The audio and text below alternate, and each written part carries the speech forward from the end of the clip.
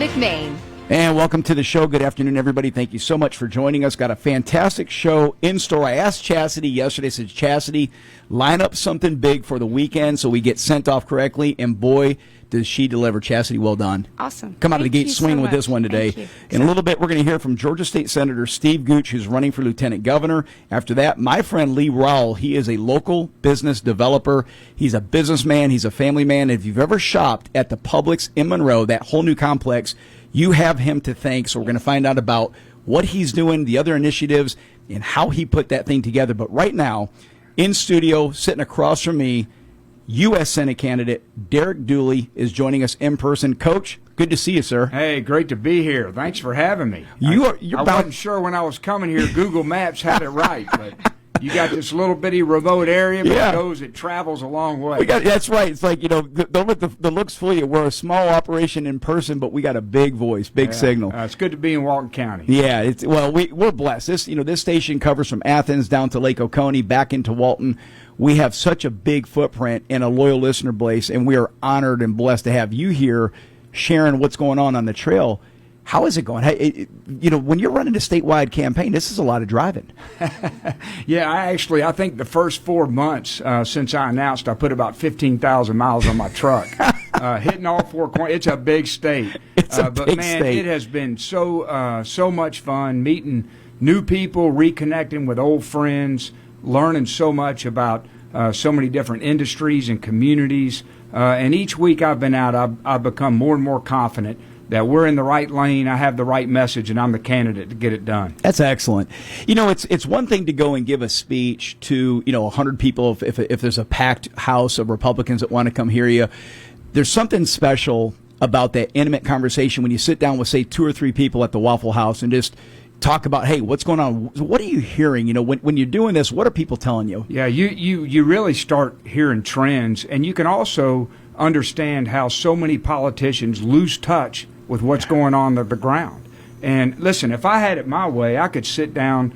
I'd love to sit down with 2 or 3 at a time, all 4 million people who might be voting in the midterms. Yeah. Unfortunately, the math doesn't work out. You just can't do it. But it's one of the most enjoyable things for me. I'm very curious to listen to people. And you got to understand, I coached for 28 years.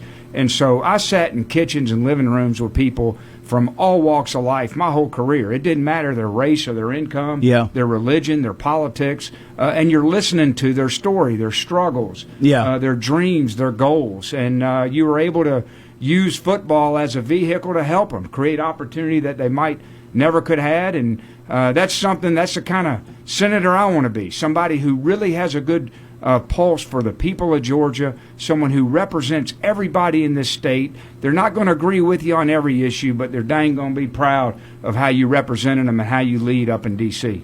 I was thinking about that on the way here with your experiences coaching. Have you heard from some of the kids, I call them kids, they're men now, but some of the young men that you coached that have given you a voice of support, maybe even some that didn't share your political beliefs but know who you are as a person? Yeah, and I've been very sensitive about this, Mark, and of course my team, if they had it their way, I'd be having these guys out there, talking good stuff about me, and I don't want to use that position that I had as leverage. It was a real mentorship. There's a real love and respect, and it's the same with other coaches that I've coached with. They a lot of them don't really get involved publicly in politics, and I certainly don't want to take advantage of my relationships with them to try to use them to help me. And that's not why I got into coaching. I have a lot of respect, and there's a lot of privacy that comes with those kind of relationships. But yes, I've gotten tremendous amount of support from coaches and players. They're fired up, and it's been fun. That's got to be wind in your sails. So you're prefaced. Mom was on here about 6 weeks ago, and Derek, she's good. I told you, I never like to come behind when my mother's on a show because there's no way I can match it. I mean, the energy she has is 86, and I got to tell you. Is Mom 86? She's 86, wow. Okay, and she thinks she's 46. She does. she carries herself as she's 36. Oh, she's in right. great shape. Yes. And Yeah. she's never had a filter. I mean, she Yeah. comes from I the love that. theory of speak first, think later. Yeah. Later, but when my father was alive, he would always give her a glance like, okay, that's enough, Barbara, no more.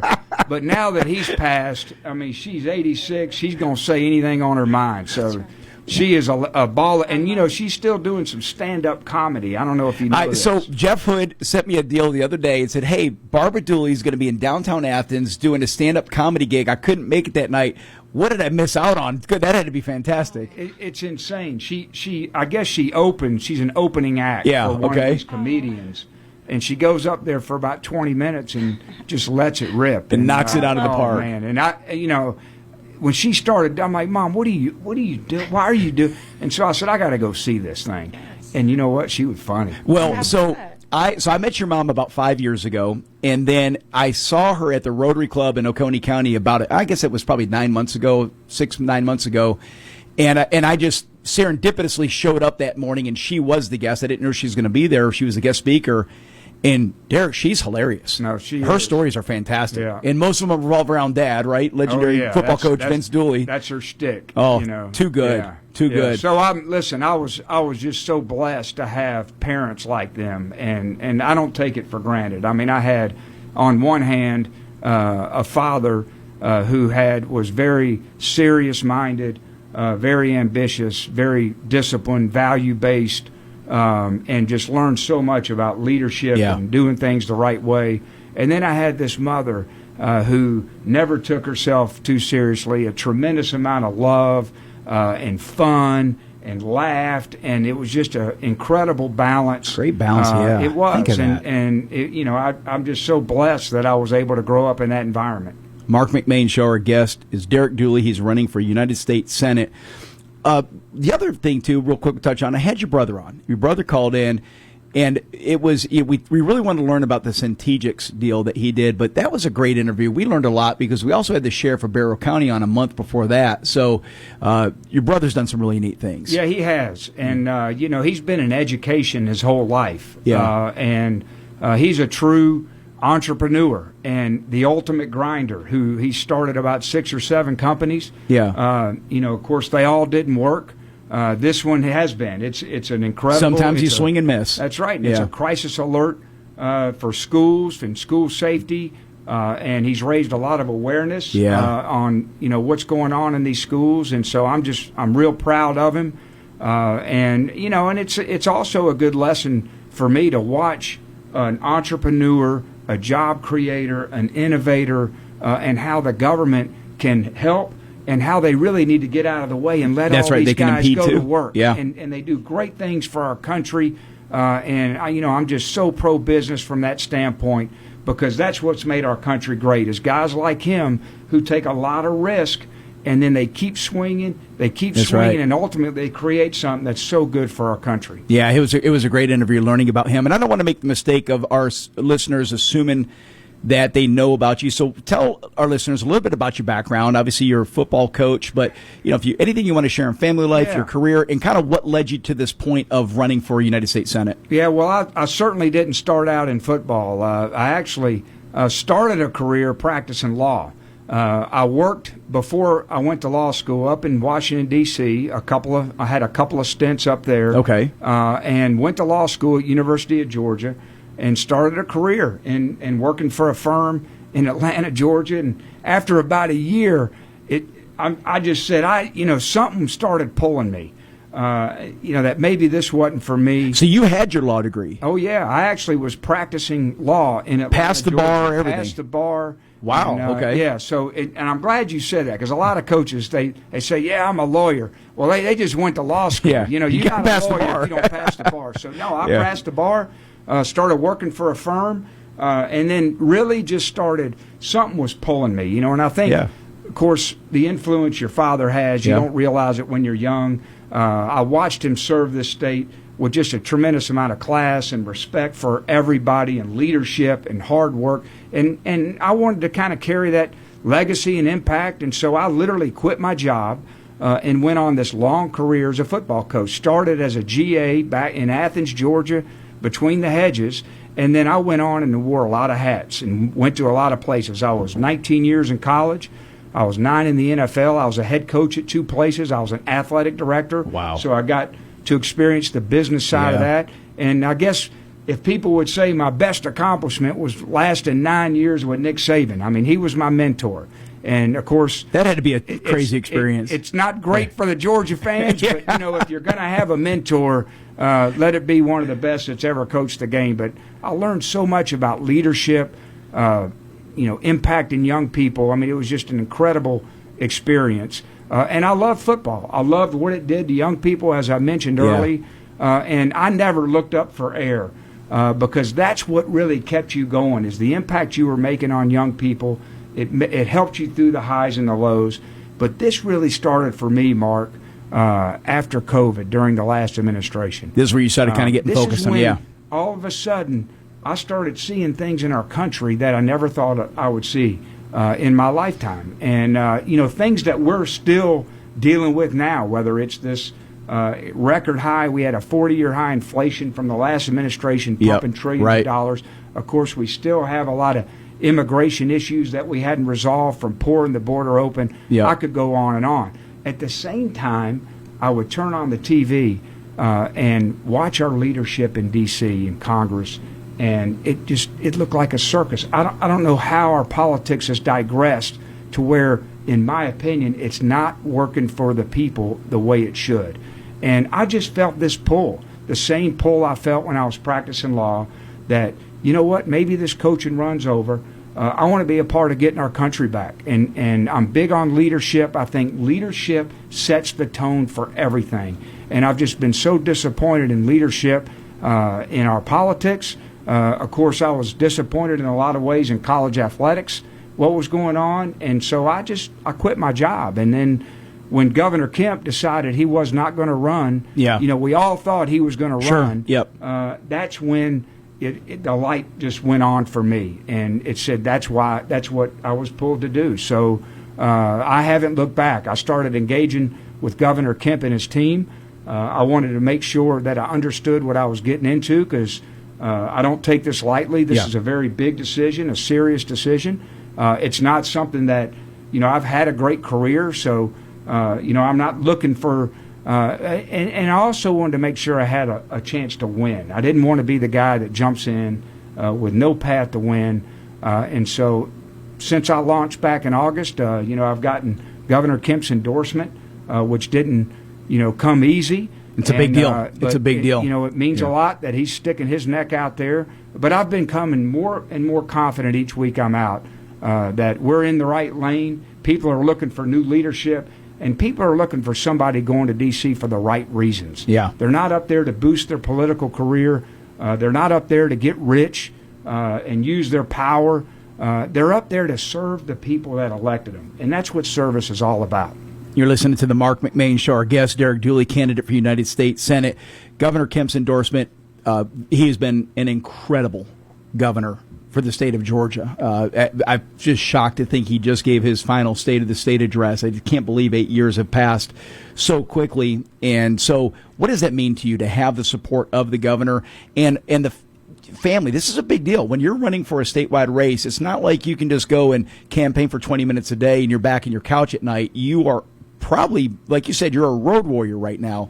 Do you have the support of the family too? Is your family, are they behind you? Because you need everyone buying in to make this thing work. Yeah, well, let's start with the governor, because I got to tell you, one of the other things that inspired me to do this is his leadership. And I think back 5 years ago, we went through a tough time with COVID, and it takes great leadership to pull you through. Now, what does that look like? He was making decisions not based on what might be the best decision for his political career. He was making decisions based on what was best for the people of Georgia, and he never lost touch with it. And so it was so inspirational to me, and I'm honored to have his support, because that's the kind of leadership I want to bring to Washington, D.C. And so that was a huge thing. My family, I'm in a very different place than, of course, how Governor Kemp, when he started. My kids are all grown, and they're out doing great. I have Two of them are already out of school, and one of them's a senior in college. But they've always been very supportive of my career. My wife is an OBGYN. Oh, wow. Okay. She when we moved back, when we got out of coaching, we moved back to Rabun County.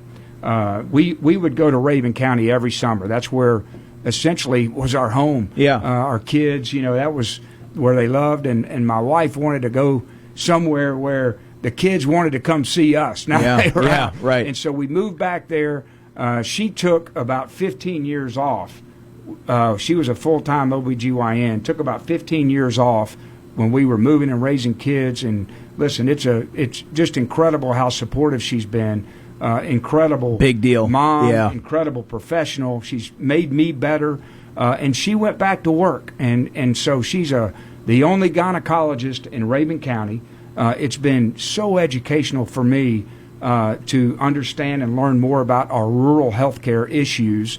And you know what? Watching her serve and help people every day, it's just an amazing, and it gives her this next go around. When the kids go out, it's tough. I mean, you have to really rethink. I mean, that was her purpose for a long time. Yeah, no, that's it. When the empty nesters, and I'm a recent empty nester. My wife and I are recent empty nesters too, and it's something that for me, perfect timing, because do you want to drag your kids through a tough campaign? That's not always easy. You're listening to the Marc McMain Show. We come back more with Derek Dooley, candidate for United States Senate. AI now touches nearly every part of life, from writing articles to even driving cars. But it raises a deeper question. If we created AI, where did our intelligence come from? The Bible says it's a gift from God. He gave us the ability to think, reason, and make sense of the world.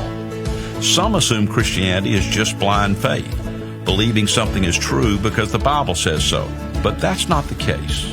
Genuine faith invites tough questions. It engages the mind. As one pastor said, you don't have to give up your intellect to trust the Bible. You have to give up your pride. Real intelligence isn't just logic or knowledge. It's knowing the God who made you and loving Him with every part of who you are, including your mind. This is Bryant Wright.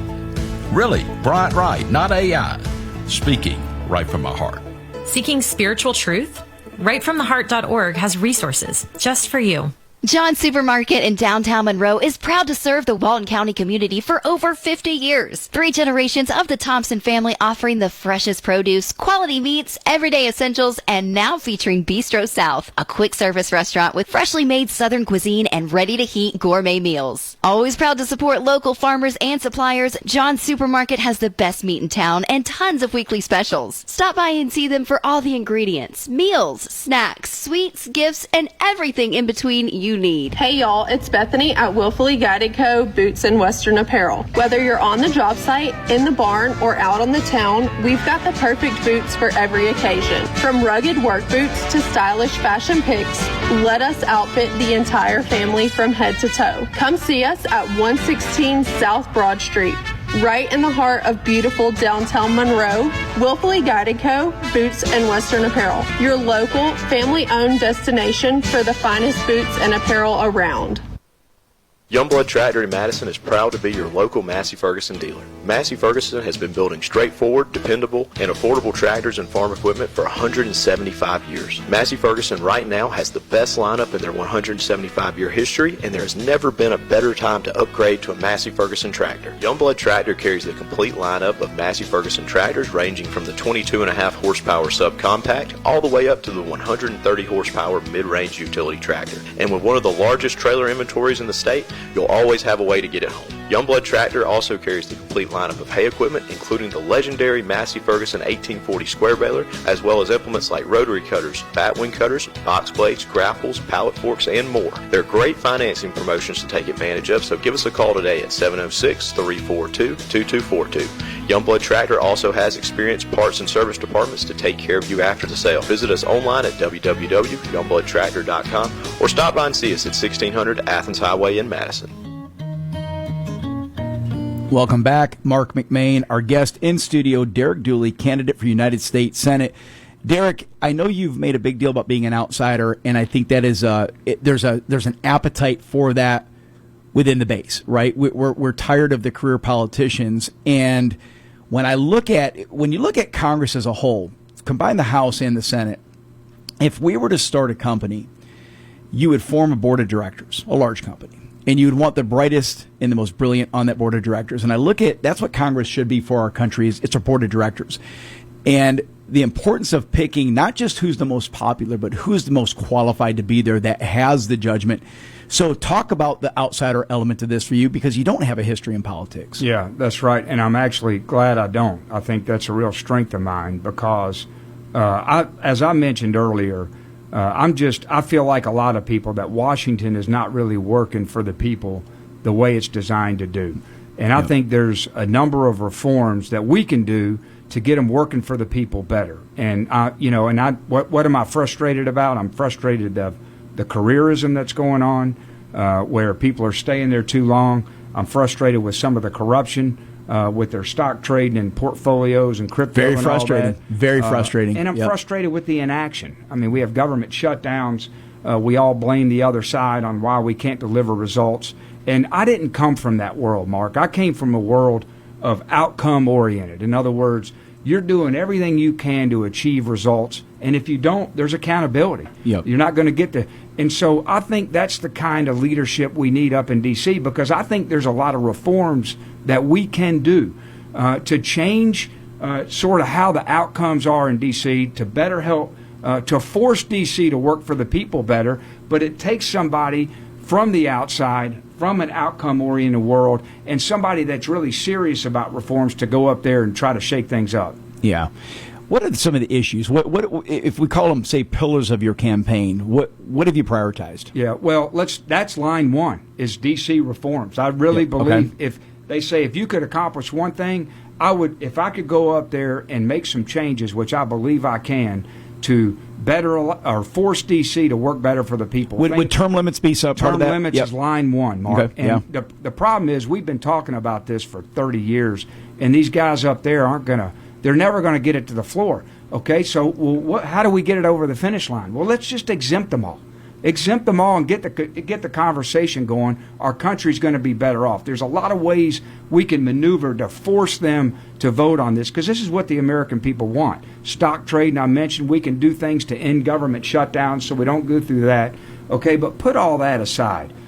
I've been in the young people business my whole career, and the future of our country is one of the reasons I'm running. I have so much pride in our country. I have pride in being a Georgian. I got 3 kids, as I've mentioned. I want them to have the same pride in our country that we all have.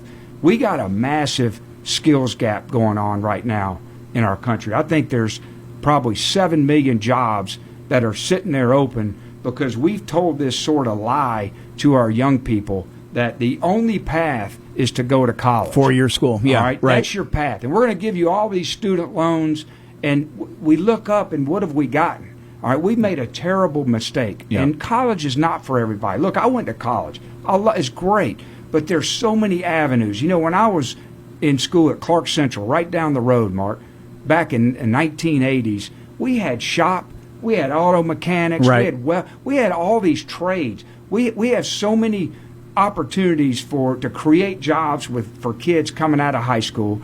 We have so many opportunities to create these trade schools, and Georgia's sort of a leader on it, to start partnering the trade schools with the employers so they don't have to spend costs training these young people. And we have to really reframe the value of hard work and success in our country, because the opportunities are out there. We just got to fill this skills gap, and that's going to affect affordability more than anything. It's creating opportunity, more wages, higher wages, and kids get excited about working. Great paying jobs. Right, we had some people on the show just a couple of weeks ago, Derek, that advocate just for what you're talking about. Matter of fact, one of them owns an enterprise that provides training for young adults. He said he had a 55-year-old student that said, "Hey, I'm done with my career. I want to learn how to be a plumber." And the 2 things: you're done in, say, 6 months, 12 months, depending on what program you go with. You're not in debt. It's not very expensive. I think his tuition plan was $5,000, and you are an apprentice, right? You're an apprentice plumber. And then thirdly, you come out and you're making great money. There's no question, and you got great opportunity to go, in the future. And it's the same thing whether you're working in a small business or whether you're working in some of these massive plants. It's not like 1905 where it's a big sweatshop. And these plants are gorgeous. Highly advanced robotics. It requires a lot of training, 6-figure salaries. Neat places to work. We just need to reframe it. We've pushed them all in the wrong direction. There's so much great opportunity, and it starts in the high schools, and it goes to the trade schools and even in colleges. But creating this partnership to build this American workforce and to bring pride back in work. Work is something that really brings a lot of confidence and self-worth. It does. It's not taken from the government. It's given back to our country through hard work, creating some value, creating jobs. And that's going to be a real priority of mine. You're listening to the Marc McMain Show. Derek Dooley is our guest, candidate for United States Senate. You mentioned term limits, and something I'll add on to that. When you look at, and I'm going to pick on our own side for just a second, you look at Mitch McConnell, and good Lord, I've lost track of 40 years he's been in the United States Senate. And the argument that I'll make in addition to all the other obvious elements of why we need term limits is think of the incredible, brilliant people we will never hear from that could have been another senator from the state of Kentucky that didn't have an opportunity because he's kept a lid on that position for 5, 6, 7 terms. I've lost track. I don't even know how long he's been there anymore. So it's that element too. It's not just fresh ideas. It's being sure that we're hearing from new people. And like I said, I pick on our own side initially on that. And everyone's guilty of it. Both sides are doing it. Yeah, but let me add to this is why are term limits important? Okay, let me just give you one example. We haven't balanced our budget in 25 years. That's right. Okay, now it's hard for guys like me to understand, well, what does that have to do with affordability? I mean, we have this inflation machine. Okay, we hadn't balanced our budget, and then, oh, by the way, we're printing money and throwing it to states and have no accountability for the grift that's going on in Minnesota and other states. Okay, but here's the point. Why haven't we? Because it requires tough decisions, and it requires strong leadership.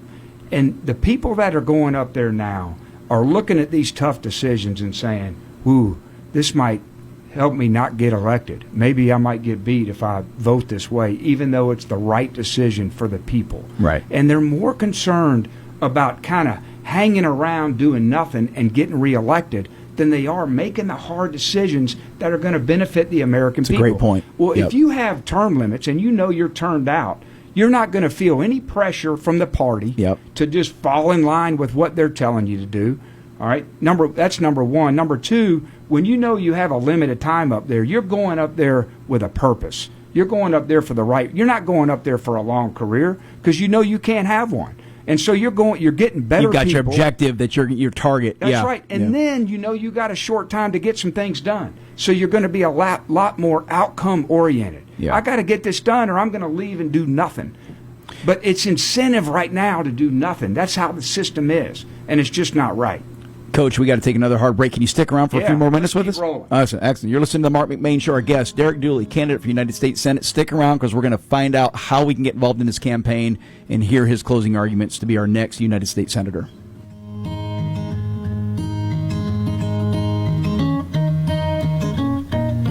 You ever roll out of bed and feel like you lost a fight with a tractor? If your back's barking, your neck's complaining, and your knees pop louder than a box of cereal, it might be time for the Joint Chiropractic. There are no appointments, no insurance mess, and no sitting around all day. You just walk in, get adjusted, and head back out feeling human again. Now serving Covington and Monroe, whether you've been hauling, hunting, working, or just sleeping funny, the Joint Chiropractic keeps you moving smooth and feeling right. The Joint Chiropractic, because snap, crackle, and pop belong in your cereal and not your spine. Have you been putting off auto repairs? Do you want a body shop you know and trust? Go see Auto Correct Collision. Auto Correct is a family-owned and operated collision center with over 45 years of experience. Their equipment and training exceed industry standards. No repair is too big or small. Ask about the special drawings and mention this ad for a discount. Visit Auto Correct Collision at 409 Mayfield Drive or call them at 770-207-1241. I've got to tell you about the best kept secret in Monroe for electric wholesale supply, Allen's Electric. Family owned and operated since 1972, Allen's Electric offers a complete line of electrical supply, wiring, breakers, bulbs, heating elements, electric motors, light fixtures, and so much more. Located at 925 West Spring Street in Monroe, stop by and see Brian and Cindy, in business for over 50 years. That's Allen Electric Supply, 770-267-5572. Are you looking for custom t-shirts, golf shirts, or uniforms for yourself or work? What about a family reunion, a fundraiser, or sports team? Whatever you're looking for, Chris and Debbie at Blue Hound in Monroe can help you. Real Country uses Blue Hound for our golf shirts and t-shirts. They do quality work and they're great folks.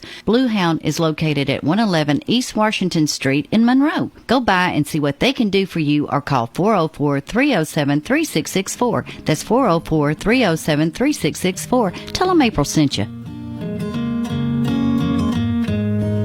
Welcome back. Marc McMain Show, visiting with Derek Dooley, candidate for United States Senate. Coach, I appreciate you sticking around a few extra minutes because we've got some unfinished business.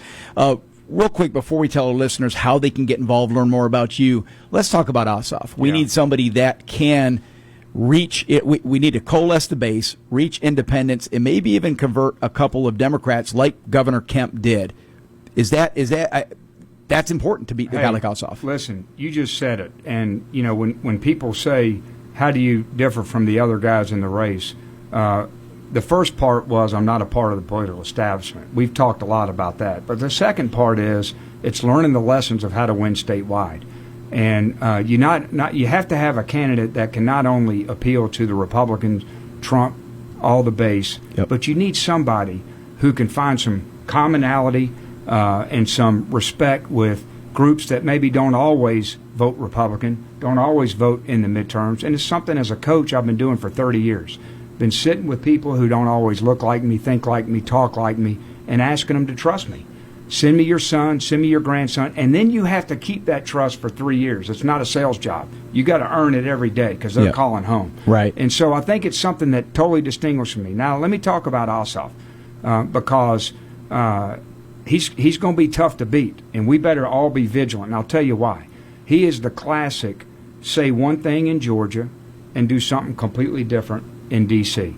And you're going to have a candidate who can stay on offense on his record. 5 years ago, Mark, we didn't know anything about John Ossoff. Right.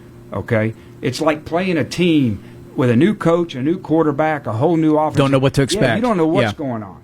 Okay? But now we have a record. We have a saying in football, your film is your resume. And we got the film on Ossoff. And all the things that started driving me out of coaching that we're still dealing with for now, he supported, he defended. He's been an advocate for it. Yeah, I mean, he voted for this 40-year high inflation. He voted, he supported opening the border up and letting this crazy, all these millions of people come in. Yep. He supported all the woke stuff. You know, the Supreme Court is here and protecting women's sports. He supported all of that, all the crime that was going on in the cities. He's behind all that, but you would never know it because if you guys have noticed, he lays low. He doesn't feel threatening to a lot of voters. So it's important that we show that he does not represent the values of the Georgia people. Yep. He is the anti-Brian Kemp, if there's such a thing, and we know how popular Brian Kemp is. But most people don't know about it. And that's why, as an outsider, I can stay on offense on John Ossoff. So and think about that, what you just said, too. Just the fact, we covered it yesterday, that we're still having this argument about men and women's sports.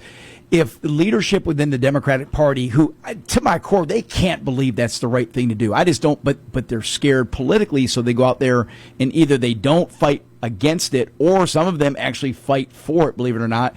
And Ossoff falls in that category. If they had any moniker of leadership and moral compass, this would have been a dead issue the minute it began. Yeah, I mean, Mark, it's and you know what? Like, look, I just look at people. Forget about their party. I mean, take Fetterman, for example. Everybody thought this guy, oh, no, what's he going to be like? This senator. Well, he's got some common sense. He's a free thinker. He is. And that's what it is, Mark. It's common sense. It's some people that go up there, common sense. But look, let's be honest about it. Why is John Ossoff voted every single issue 98% for Joe Biden? I'll tell you why. The only thing he cares about is getting reelected. Yep, You that's can't right. tell me he Yep. actually believes all those things he voted. I just don't believe that. He's worried about getting reelected. He's got a war chest of money. He's already raised $25 million from money from all over California. It's coming out of state. Yeah, it's all out of right. state. And you know what? We got to keep Georgia.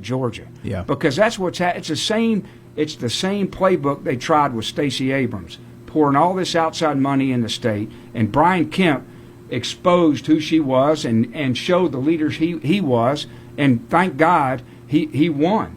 And, you know, we need to do this with Ossoff. He's only been there one term. That's right. And each term he's in there, the harder it's going to be to beat him because he's got so much money behind him.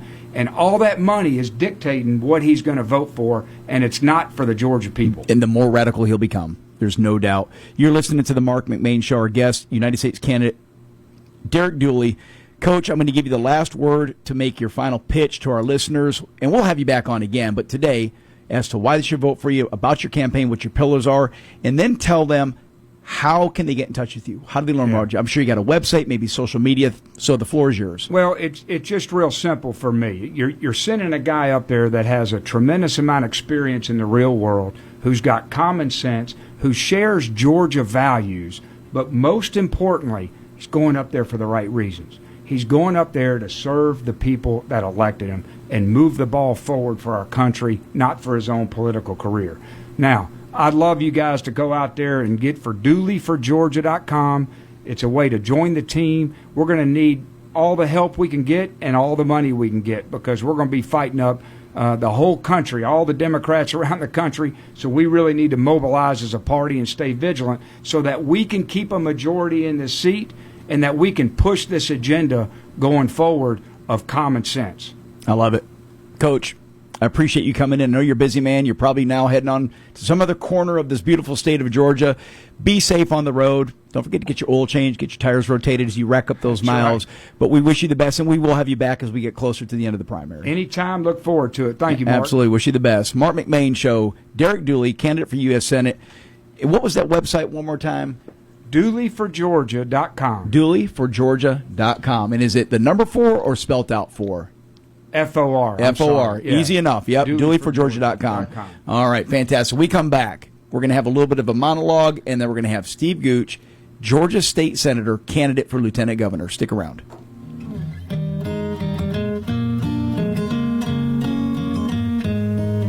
Hey, this is Doug. And this is Robbie. We own and operate Foy Tree Service. When you need tree cutting, stump grinding, lot clearing, mulching, firewood, and more, call Foy Tree Service. Serving Morgan County and surrounding area since 1987. With top quality service and fair prices, we take pride in our work, and we do everything to make sure that you are a happy customer. That's Foy Tree Service. Call us at 706-342-8733. That's 706-342-TREE.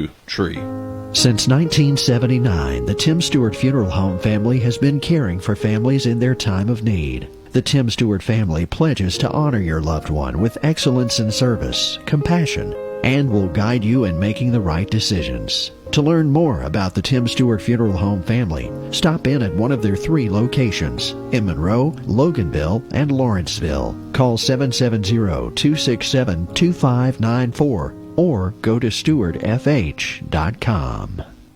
Hey y'all, it's Bethany at Willfully Guided Co. Boots and Western Apparel. Whether you're on the job site, in the barn, or out on the town, we've got the perfect boots for every occasion. From rugged work boots to stylish fashion picks, let us outfit the entire family from head to toe. Come see us at 116 South Broad Street, right in the heart of beautiful downtown Monroe. Willfully Guided Co. Boots and Western Apparel, your local, family-owned destination for the finest boots and apparel around. If you're looking for a caring dental office that can handle all of your dental needs, look no further. Georgia Dental Studio provides routine and emergency exams. Whether your smile needs a gentle exam, a full mouth restoration, or anything in between, they promise to provide you with exceptional care. They do extractions, root canals, crowns, implants, IV sedation, veneers, and much more. Call 770-464-3626. Georgia Dental Studio, 150 Main Street in Jersey, just a short drive from Monroe, Social Circle, Covington, Bogart, and Oxford. Hey, this is attorney Bart Bitton with Bitton & Bitton. I live and work right here in Monroe, Georgia, and I am proud to serve this area. If you've been hurt in a car accident, you don't need some out-of-town lawyer that treats you like a number. You deserve a local lawyer you can trust, someone who lives here, works here, and takes care of people. So remember this, if you're ever in a car accident, be smart, call Bart. Benton & Benton, local lawyers you can trust. Welcome back, Marc McMain. Great interview. That was very informative. I learned something. You know, didn't know he passed the bar. Passing the bar is no joke, and the experiences that he has as coach. So, yeah, a lot of fun. I appreciate him coming in. Yes. Something I enjoy about this show, again, we talked about it, the bench is deep on the Republican side. We have so many people running for these various offices that are just great options. And so, but I truly enjoy the part where you learn more about these candidates, and so I hope our listeners enjoyed that as well. A couple little things I want to talk about before our next guest. Our next guest is going to be Steve Gooch. He's in the Georgia State Senate, and he's running for lieutenant governor. Don't forget, on Monday, First Lady of Georgia, Marty Kemp, in studio. She'll be here from 1 to 2.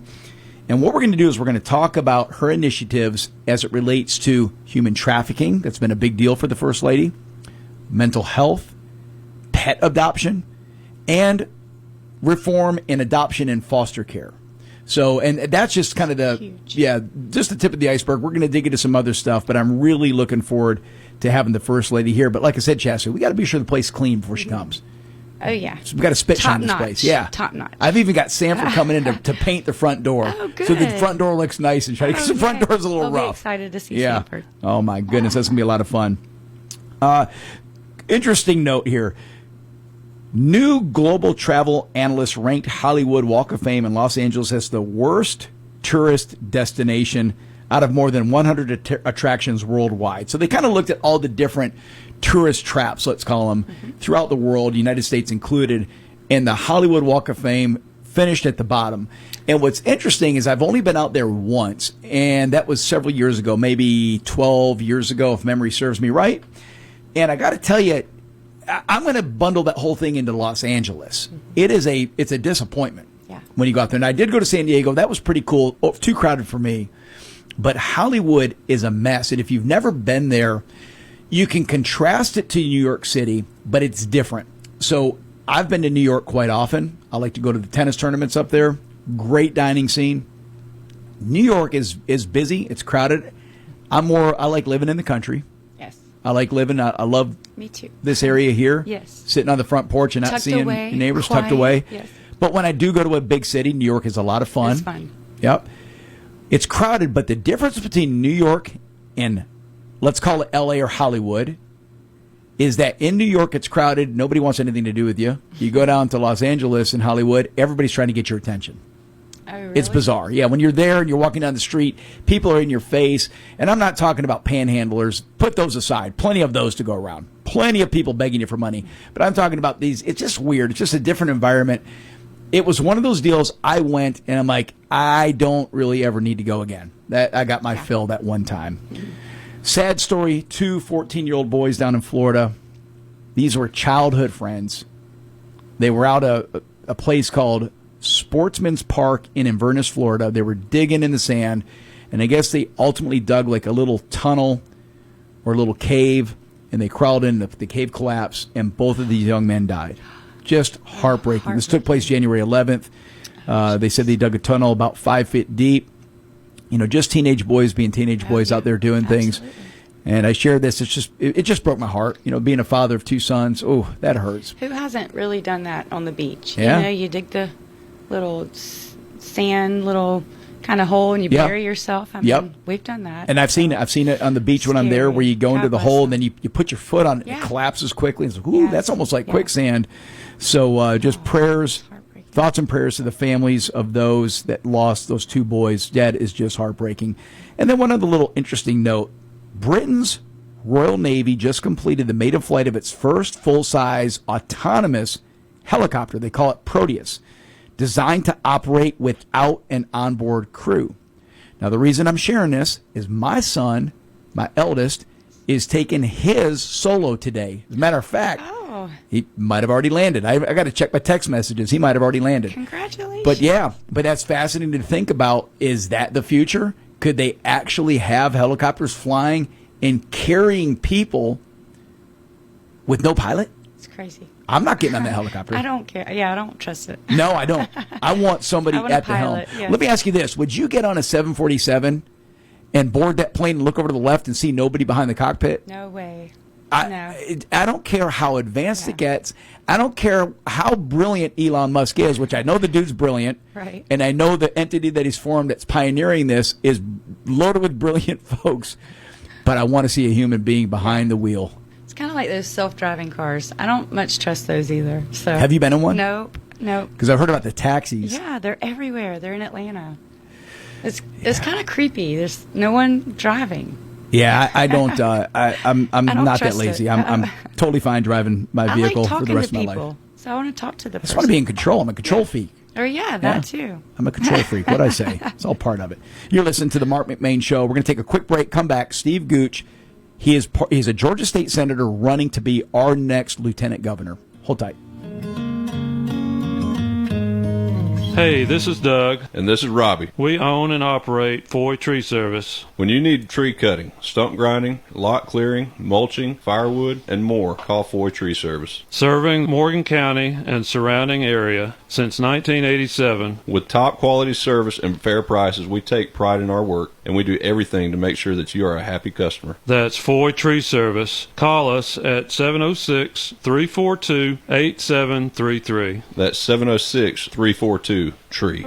Since 1979, the Tim Stewart Funeral Home family has been caring for families in their time of need. The Tim Stewart family pledges to honor your loved one with excellence in service, compassion, and will guide you in making the right decisions. To learn more about the Tim Stewart Funeral Home family, stop in at one of their 3 locations in Monroe, Loganville, and Lawrenceville. Call 770-267-2594 or go to stewardfh.com.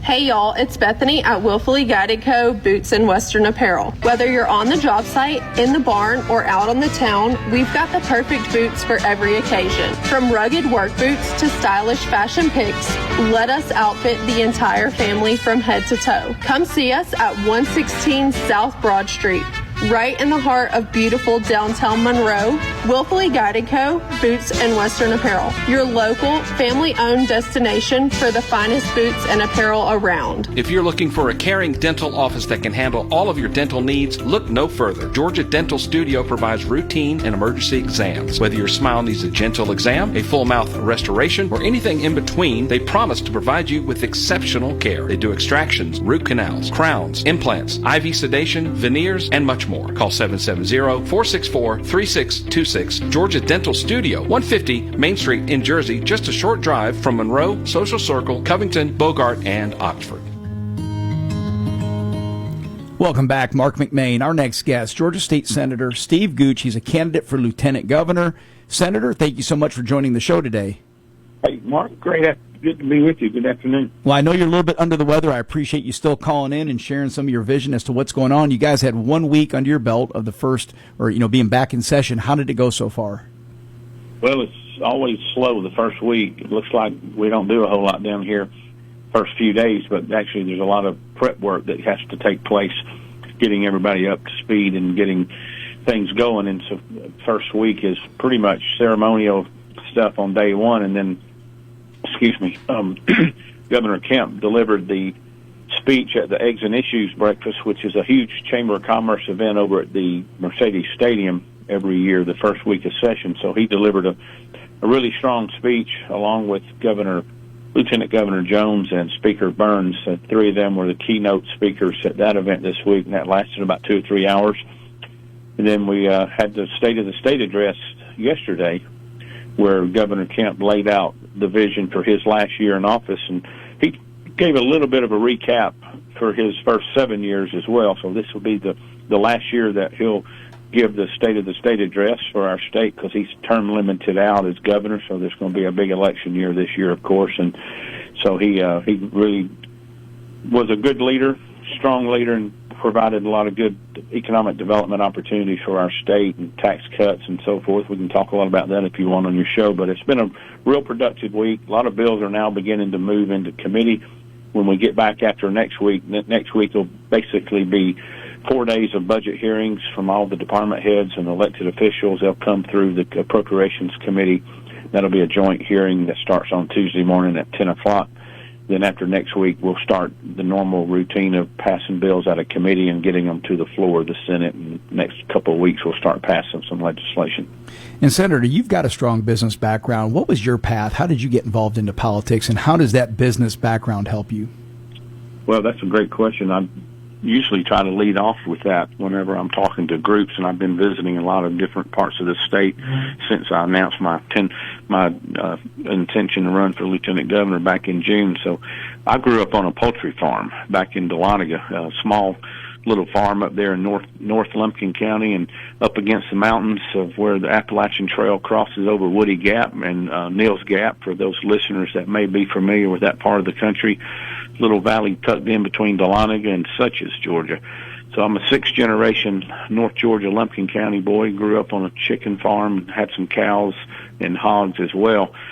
And after high school, I went to work there locally at a resort and put myself through college and worked full-time, and also went to college full-time. And so that was quite a bit of trouble, trying to keep up with grades and all that. But then I got into politics at a fairly young age. I became the sole county commissioner there in Lumpkin County when I was 32. Wow. I was the first Republican ever elected. And then after 8 years of being a county commissioner, I jumped in and went into the Senate. About 2 years later, I was elected to the state Senate. Been there for 15 years. But my private sector business experience and also growing up on a farm gave me a good basic common sense approach to solving problems. I have 2 college degrees from the University of North Georgia, but I really value my common sense approach to finding solutions to problems, both in the private sector and the public sector. Oh, boy, we need more of that. You're listening to the Marc McMain Show. Our guest is Steve Gooch. He is a Georgia State Senator running for Lieutenant Governor. And Senator, tell us some of your accomplishments. You've been in the Senate for a few years now. What are some of the accomplishments that you're proud of as your time there? Well, of course, cutting taxes has been a real priority for the last 3 years. Lieutenant Governor Jones and Governor Kemp, Speaker Burns, and all the senators and House members have worked well together to reduce the amount of income tax that we pay in Georgia. We were paying 6%, and we've lowered that 3 years in a row, and the governor announced yesterday that he's going to roll it back again this year, another 20 basis points. So we've gone from 6%, and when the end of the year comes this year, we'll be at 4.99%. So that's a huge accomplishment. We've also sent back $1 billion each of the last 3 years of the surplus revenues that were collected. That money belongs to the taxpayers, not the government. And so we're sending that back to where it belongs, and that's for the people who sent it in to us. So those are huge accomplishments. Anytime you see state governments cutting taxes and sending refunds back, they're running a conservative ship. I want to continue to work to cut the income tax down to zero. That's going to take some time to phase it out.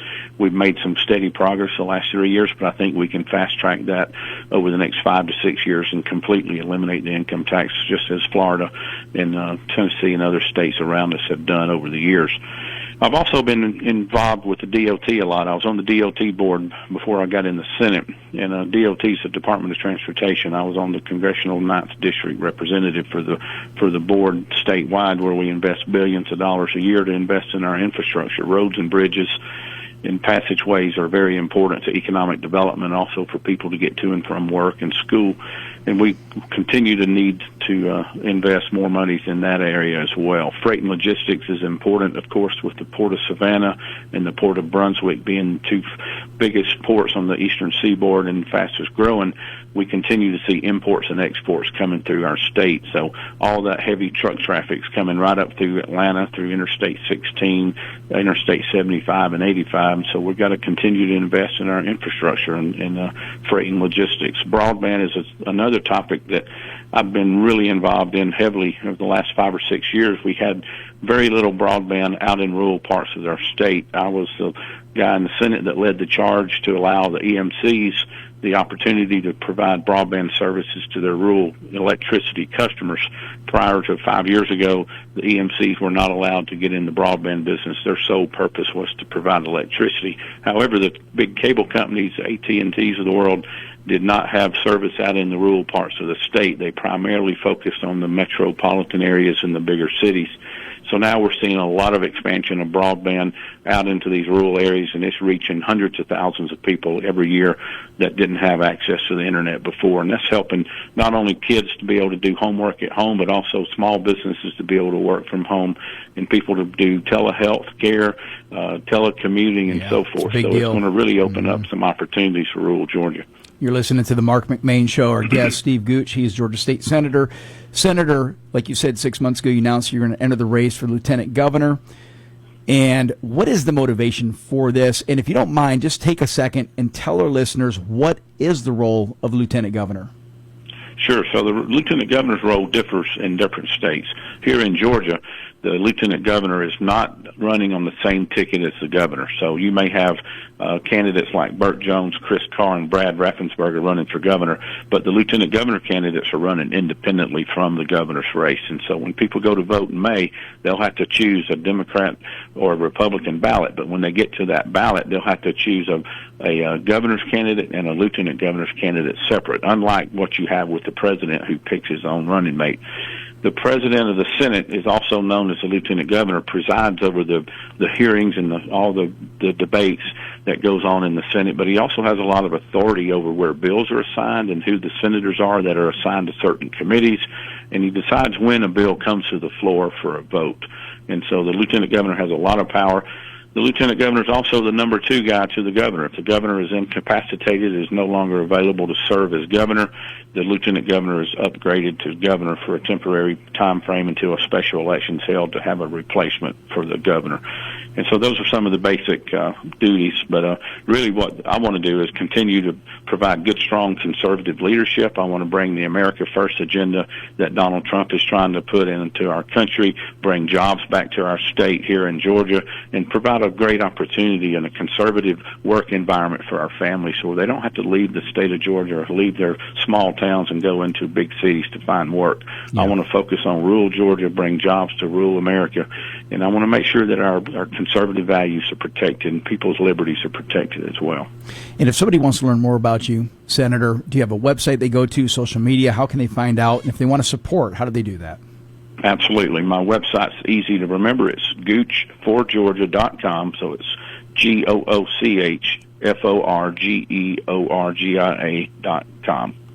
Senator, I appreciate what you guys do under the Gold Dome, and I greatly appreciate you calling in. I know you're under the weather, you're not feeling well, so go take some Tylenol, plop up on the couch, and eat some chicken noodle soup, get to feeling better. There you go. Everybody's got the flu out there, so everybody be careful and wash your hands.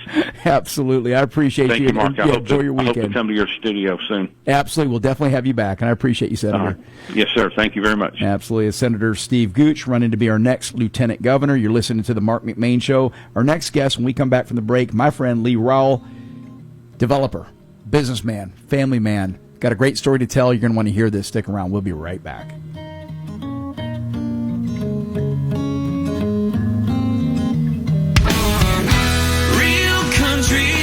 This is Q92.3 WMOQ FM, Bostwick, Monroe, Madison.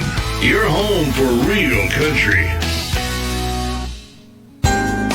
Lake Life is the Lake area's largest award-winning magazine, reaching over 25,000 readers. Pick up your copy of Lake Life magazine today. Get Lake Life free at over 100 convenient locations in Georgia's Lake Country. And keep in mind, you'll receive your free copy with a subscription to the Lake Oconee News or the Eatonton Messenger. Lake Life. It's all about the lives and events in Georgia's Lake Country. Call 706-485-3501 to subscribe. Lake Life. The biggest, the best, and it's free. When it comes to tasty treats, the only place you need to be is Stone Mountain Pecan Company. Offering high-quality Georgia pecans, other nuts, dried fruits, coffees, and candies, Stone Mountain Pecan has it all. And the best part, it's all online at stonemountainpecan.com. Or take it all in person and visit their country store on Highway 78 in Monroe. Stone Mountain Pecan Company. Something for everyone. Eat well, be happy. Hello and welcome to this Message Minute from Bible Baptist Church of Monroe. On October 28, 1949, a young college student named Jim Elliot wrote this in his journal. He is no fool who gives what he cannot keep to gain what he cannot lose. Just 7 years later, Jim Elliot and 4 other missionaries would be killed while trying to reach the Auca people of Ecuador with the gospel. While giving his earthly life, he gained something eternal, because after his death, the Auca people were reached with the gospel. Many of them were saved, including the same natives who took Jim's life. Jim Elliot's life and testimony are a stirring reminder to value what is truly important instead of those things which won't last. So could I encourage you today to focus on heavenly treasure? And also could I invite you to join me at Bible Baptist Church of Monroe, Georgia, and online at BibleBapt.org. Franklin's Gun Shop in Athens has everything you need for hunting and fishing. They have great prices on their guns, ammo, scopes, bows, gun safes, knives, blinds, tree stands, and rod and reels, clothing, and more. I do all of my shopping at Franklin's, and they're open 7 days a week, Monday through Saturday from 9 to 9 and Sunday noon to 6. At Franklin's, you'll get great customer service from people who know what they're talking about. Family owned since 1961, located at 3941 Atlanta Highway in Athens. Affordable housing is just around the corner at Cimarron Park. Cimarron Park is a mobile community located on Harry Arnold Road, just off of Highway 78 in Monroe, that offers 2 and 3 bedroom homes with spacious wooded lots, lit streets, and a family-friendly atmosphere. Some homes are for sale with available financing. Call James for all the details. 404-401-1068. That's 404-401-1068. Or go to CimarronPark.com.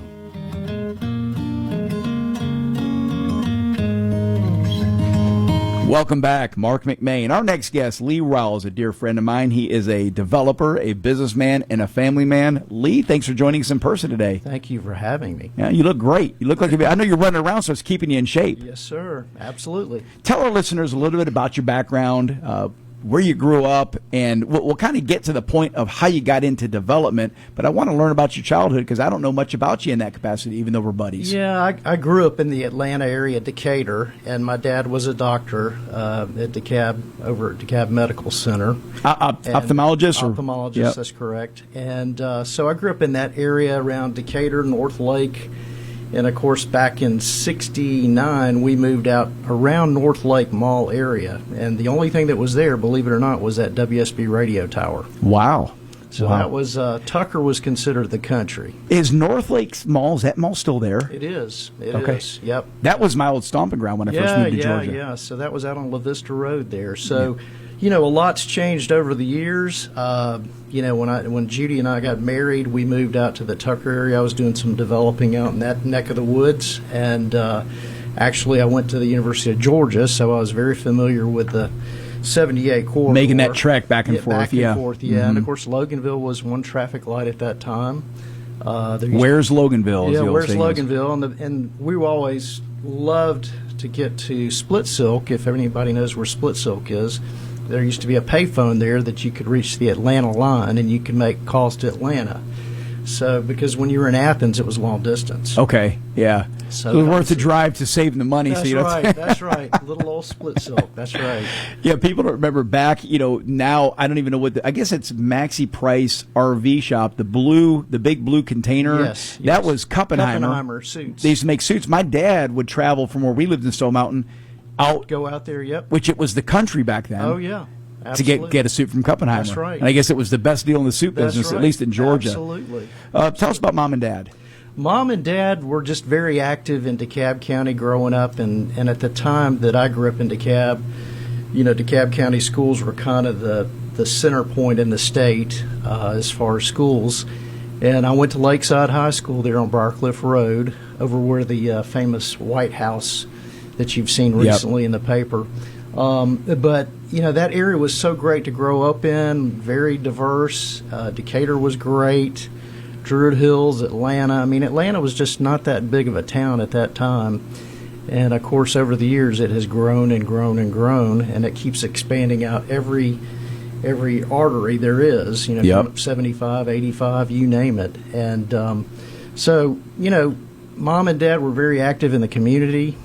Dad being on the board at the hospital there, and then my mom was very involved in civic things. Like she started Callenwald over at the DeKalb County Fine Arts Center. Okay, yeah. And so she was real involved with that and helping to save that original Candler Mansion, creating Christmas at Callenwald, as they called it. And so it, just we learned to be involved in the community, schools, scouting, all those wonderful civic things that you do, and giving back to the community. I think that's the important thing I learned. And so that's what we try to do today here. Critically important in this area. Yeah, no doubt. Mm-hmm. You listen to the Marc McMain Show. Our guest, Lee Rowell. He's a developer, a businessman. I like to say a family man. This is what was your major at UGA, and how did that help you in this path of development? Because when I've never done anything even close to development, and when I look at something as complex as what you guys just pulled off, and we'll talk more about the public center in the next segment, but when I look at something like that, it's intimidating to me, the moving parts that it takes. So how does something like this begin? Yeah, it kind of goes back to the point that my grandparents and my parents, my dad, we used to go out and look at land a lot. And so I grew up kind of going out and looking at properties, and actually in Gwinnett County, when Gwinnett County was a lot of dirt roads. I mean, I can remember going out around Gwinnett Place, and it was just dirt roads. And think of that. Yeah. It's hard to believe, but, you go out there now, and it's a county of over 1 million people. It's just, right. Your mind kind of goes, wow, I remember this, and I remember that. Yep.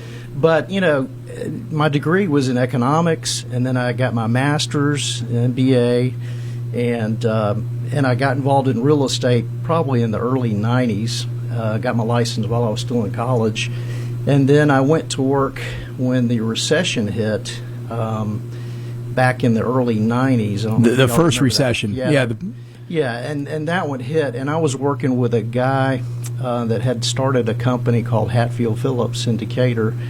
And we were doing asset management for the RTC, Resolution Trust Corporation. And so I learned a plethora of information about what was going on in the economy. And we managed about 5 different bank portfolios, and you just saw how lenders at that time were lending out money and just, literally throwing it into the wind. And so you learned so much about what was going on in the economy. Kind of made you mad in some respects. But, you learn from all these things, and then as time progressed, I got over into building and developing in DeKalb County, and just kept, pushing the envelope there. And then as things started expanding, I started a real estate company out in Covington, Georgia, right there on the square. So did you move out that way then at this point? No, I was still living in DeKalb County. Making the commute. So I was building, developing, and starting a real estate company. And then I bought another company in Conyers, so I had about 75 agents working for me. Really? So okay. I covered that whole gamut out the I-20 corridor. Yeah. And then, of course, I was working on some stuff slowly, but surely merging out towards the Walton County market because I was familiar with it. And so it's a natural progression, and I was familiar with it, commuting back and forth between Georgia over those years that it was grounds that you were comfortable with and that you were seeing on a daily basis. Exactly. Yeah. No, it's always an enigma to me when I look at something like the vastness of a development project that's never easy, and it's always it's fascinating to see the inner workings of everything from drainage to paving to absolutely. all the it's elements. Challenging too because you have your ups and downs, and timing is everything. When you look at a big piece of land, raw land, are you able to kind of visualize what you want to do? Or do you got to get the engineers in to kind of tell you what you can do? Or are you able now to look at it and say, hey, I see there's a low point here, a high point there, and this is how we make this work? Yeah. Absolutely. I can look at stuff now and just kind of quickly do a quick blush at it and like say, yeah, that'll work, or yes, this won't, and you can move accordingly. Always impressive. Always impressive. When you're not developing, what are some of your hobbies? And I know you're one of the busiest guys I know, so you don't have a lot of downtime, but what does your downtime look like? What do you like to do? Woo, I tell you what, there's not a lot of downtime. Fishing, golf out of the question. I love fishing. Love the outdoor stuff as much as I can do. Of course, we'll get into this later, but of course, the Y has been one of my passionate things that I've worked on for probably the last 15 years. But real estate in general has been part of my passion, because I think if you enjoy what you do, then it's not really like it's work. It's like a hobby. It's fun. You and like waking enjoy up it. every day and you getting charge after the it. day. Yeah, you that's charge right. the day. Yeah. I love it. I love it. Mark McMain Show, our guest Lee Rawle. When we come back, I want to talk about the Publix development. Again, this is a real fascinating project. It turned out just wonderful, in my opinion. And so I think our listeners are going to really enjoy learning how this came together. And if anybody has been to that Publix in Monroe, you've got this man in front of me and his team to thank for it. We'll be right back.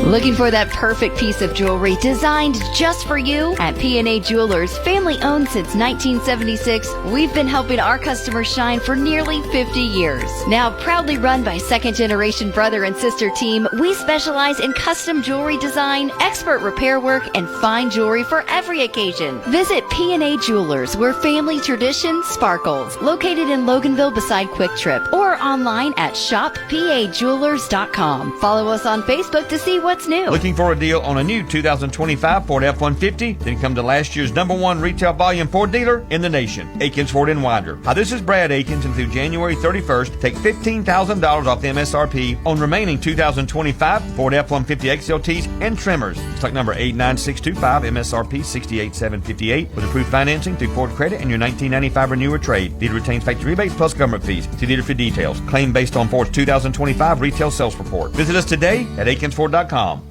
Are you looking for new tires? Well, look no further than Madison Car Care. They have the largest selection, and you'll always get the best price. They also handle a wide range of auto repairs, from the small things like oil changes and wiper blades to the big things like suspension, parts, and radiators. They offer all kinds of accessories, from toolboxes to bed covers, side steps, and they even install those awesome ranch hand bush guards. Give them a call at 706-342-4774 or stop by at 1040 Confederate Road in Madison. Is technology giving you a tough time at your home or business? Don't worry, Big Mountain Computers is here to help. We're your local tech experts, now open in Madison. Our white glove service ensures personalized solutions for all your IT needs, hardware fixes, remote support, private lessons, and more. Visit us at Madison Plaza across from Ingalls, or call 706-343-4184 to schedule your consultation. That's 706-343-4184. Big Mountain Computers, turning your mountains into molehills. Welcome back. Marc McMain. Our guest is Lee Rawle, businessman, developer. So if you've ever been to the Publix, the new Publix in Monroe, everybody knows where that is. You've noticed it is easy to get into. It's easy to get out of, even at peak rush hour. I was there the day before Christmas. It was Christmas Eve, Chastity, and it was a madhouse, but it was still very easy to navigate. Any other Publix around town, boy, that would have been tough entrance and exodus. Especially day before Christmas. Well, it's very well laid out, and what I like about it is it incorporates, you've got bigger businesses like Publix and some of the big businesses that are there, but then there's tons of small businesses that surround it as well. There's some moms and pops. You got the little ice cream shop around the corner. There's tons of restaurants that are popping up. And plenty of room for growth. Plenty of room for growth, and you can see that even when the growth does come, it's still not going to be a traffic issue. Absolutely. It's just that the ebbs and flows are just perfect.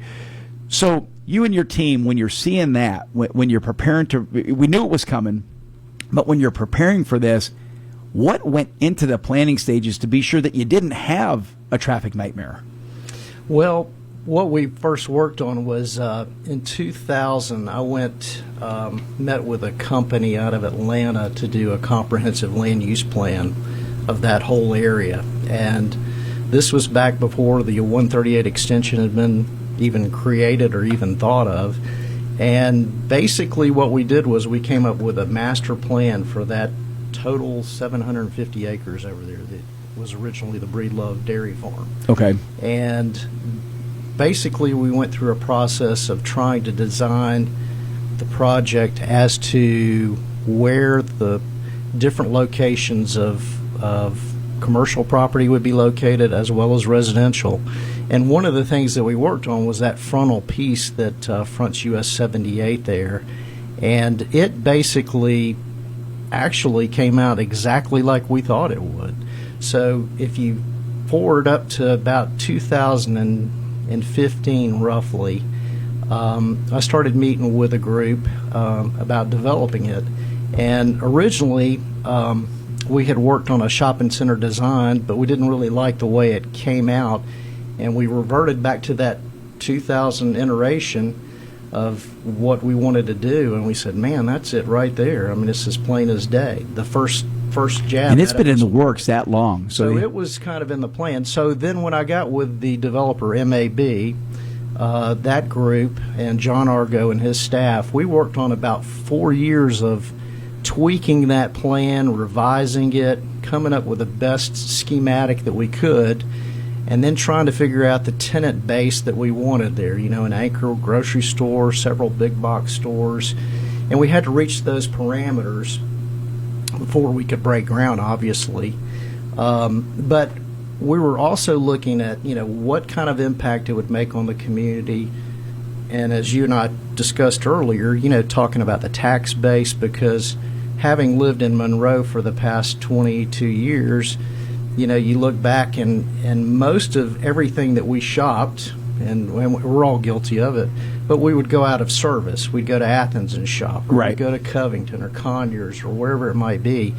And I kept seeing all this money just kept flowing out of the county and the city, and I'm like, wow, we need to gravitate and make sure this money stays at home and create a shopping base that, you know, the families can shop here and meet all their needs within reason. Well, what I like about it too is like you and I were talking about yesterday is in this area we've got great options to go for groceries if it's something that you want to go, like John's Supermarket. Correct. And John's Supermarket, I love going there. I go, the bistro is my favorite thing there. Yeah. Great breakfast, great lunch. Yeah. And so you've got all these different varieties. You have quality foods. You've got Publix. You've got Walmart still. Not my cup of tea. I'm not really a Walmart guy, but I do like Publix, right? It's a great store. But then you've got all these satellite locations nearby for the moms and pops. Correct. So for those who are wanting to exercise their entrepreneurial spirit, it's loaded with small business owners that have gone in and they can take advantage of this great location, the proximity to Publix, which creates the foot traffic, if you will. Correct. And so it's just a perfect blend of all the different options that you can have there. Absolutely. And I think that's the good thing about Monroe is you've got those abilities to go to John's or Publix or Walmart or wherever you want to go, as well as the mom and pop stores around town, and we do that a lot. You try to, like I was telling you, spread the love around a little bit. Yeah. You know, and you want to see the small guy succeed too. I mean, that's obvious. No doubt. Marc McMain, our guest, Lee Rowell, developer, talking about the Publix establishment, we'll call it, the Publix complex. The Pavilion is the official name. Pavilion, yeah. Mm-hmm. The Pavilion over in Monroe, brand new place. If you haven't been there, you got to go check it out. Yeah. Did you just say, where's it at, Chastity? No, I said, where are you at? I thought you asked, where's it at? I was thinking to say, where have you been, That's Chastity? my second home. Yeah, it's a great place. As you're developing something like this and you're planning it out, you probably had to hit some roadblocks. What were some of the complexities and challenges that you faced in that process?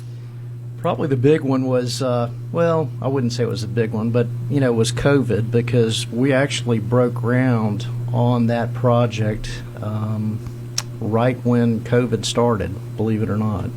And so fortunately, most of the work that was going on at the time was outside. You know, all the dirt movement, all that type of work was being done outside. So it really didn't impact us from that standpoint. But it was a logistical challenge a little bit with, you know, working with the developer and trying to have meetings, and you couldn't have meetings, so you had to do them online and that type of thing. So, but it, you know, all in all, it worked out great. And developer's worst nightmare is we hit granite, right? Is that the worst thing? Did you hit any granite there? Or we hit a little bit of rock, but nothing significant. You know, really down deep. I mean, you know, pretty much Metro Atlanta's got rock just about everywhere. What do you do when you come across a big, you know, formation of granite like that? I mean, how do you work around that? You do have to blast. I mean, that's expensive. Is it? And it happens. In a prime example is down at the Amazon project down in Covington, just by the sheriff's department there. That whole area is called Flat Rock Road, and I mean they have been blasting rock like crazy down there. Yeah. So it's everywhere. What's next when you think about retail development? Do you have your eyes on something else, or any other projects in the works? I assume there's going to be some some other bigger boxes coming into town in Yeah. the relative future here. And I think that, we still have a sewer moratorium in place in the city of Monroe. So that limits some of the things. But when you look at the projected rooftops that are coming to the area, and with all the civil projects that we have going on in the county, with the new reservoir project at Hard Labor Creek, as well as the sewage treatment plant over at Jacks Creek that we're trying to expand that project over there. I mean, we just have a lot of need for infrastructure at this point in time. And I think, you're seeing, obviously, the traffic volumes picking up in the area, the immediate area. We do have some bottleneck areas that we've got to work on with the DOT and the county. But I think everybody, when you look at, basically your city governments and your county and your state, I think we're all trying to work towards the same directive and make sure that we've got all the infrastructure in place. And it's a tough thing because it's expensive proposition, number one. Yeah. And it takes a lot of time to plan this stuff out. So it's, I would tell everybody just to be patient, but everybody's working hard to make sure that we get to those end goals. Yeah.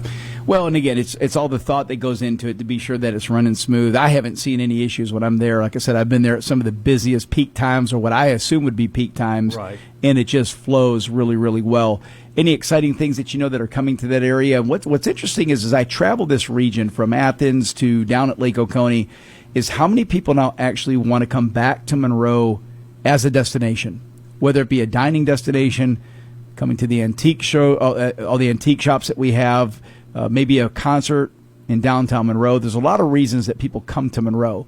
We have holiday festivals. We have the Christmas parade, which people come to, car shows that bring tens of thousands of people. So as we continue to become a destination for the surrounding communities, do you guys think with this project that you have now, we want to bring in a specific restaurant, or it would be great to have a unique type of store? Do you guys get to that level on what you're trying to do? Well, I think it all depends on the retailer, and they've got to run their numbers to make sure that they're sustainable in their project. There are some things that are in the works that I know about that are pretty big things that are top coming. secret stuff, I'm sure. Top secret stuff that's coming, but it's coming. Yeah. And so for all your listeners out there, I mean, I think you got to be ready to realize that these things are coming. And along with this, as I iterated just a second ago, that, infrastructure is very important, because you're going to see more rooftops coming to the city of Monroe and the county. Building permits are going to pick up. The biggest thing that we have to worry about right now is the cost of housing, and I think that's always worried me for the last couple of years, because you look at the average price of a house. It's out of now, control. It's crazy. Yeah. It's like, how do people afford this? I mean, this is just insane. When a starter home, depending upon where you are in Walton County, a starter home could be $400,000 or even north. Yeah. And then that means your property taxes are going to be $4,000 a year plus. Right. And then insurance, we know, has gone through the roof, homeowners insurance. So it is. It's very disappointing. I don't know who the guest was on earlier, talked about, and heck, it may have been U.S. Senate candidate Derek Dooley was talking about the average age of a first-time home buyers now. It's moved up. 38. Yeah, It's almost 38. 40 years old. That's correct. Yeah, so that's a very disappointing thing, because I think all of us coming out of high school, coming out of college, your first big checkbox was buying a home. Oh, yeah. You wanted to have a home by the time you're mid-20s or late 20s, let's say. Mm-hmm. That's been pushed back a decade. Mm-hmm. And I think part of that maybe is there is an appetite, or we'll call it lack of appetite, from some young people to be a homeowner because of the responsibilities. Correct. A lot more convenient to rent an apartment. Right. I get that. Yep. But it's affordability. Oh, yeah. And I don't know, that's something that we have to think about. We have to figure out. Somebody I was discussing this with before, and I want your thoughts on this. There's a friend of mine that discussed, if you think about the homes that we grew up in, or at least that I grew up, I remember when I was 12, 13 years old, I was living with my mom. We were in like an 1,100 square foot home. Mm-hmm. We had more than enough space we ever needed. We don't build homes like that anymore. Right. Everything's big. Yep. Probably the smallest home you're going to see built now is 1,800, 2,000 square foot. we don't build the small homes. Is that part of the equation maybe, is getting back to building smaller homes? I guess. Plus the fact that you and I were, at our age, we're outside all the time. Yeah. I mean, we were outside. My home was all big. the time. I mean, we were running around the neighborhood. You know, everybody was out. I remember when I was 15, maybe 16 years old, I was living in Conyers at the time.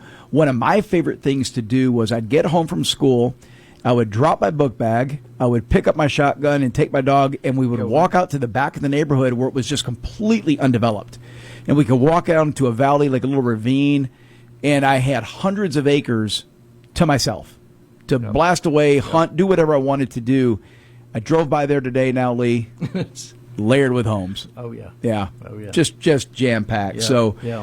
But yeah, there's something that has to be done for young people, and not just young people. It's people too that are retiring, that are on a fixed income, that absolutely they can't afford this cost of living. Absolutely. It's frustrating. It is. You're listening to the Marc McMain Show. We're going to continue our discussion. We're going to dig into now the YMCA, brand new here in Monroe. That's going to be a lot of fun. Hold tight. We'll be right back.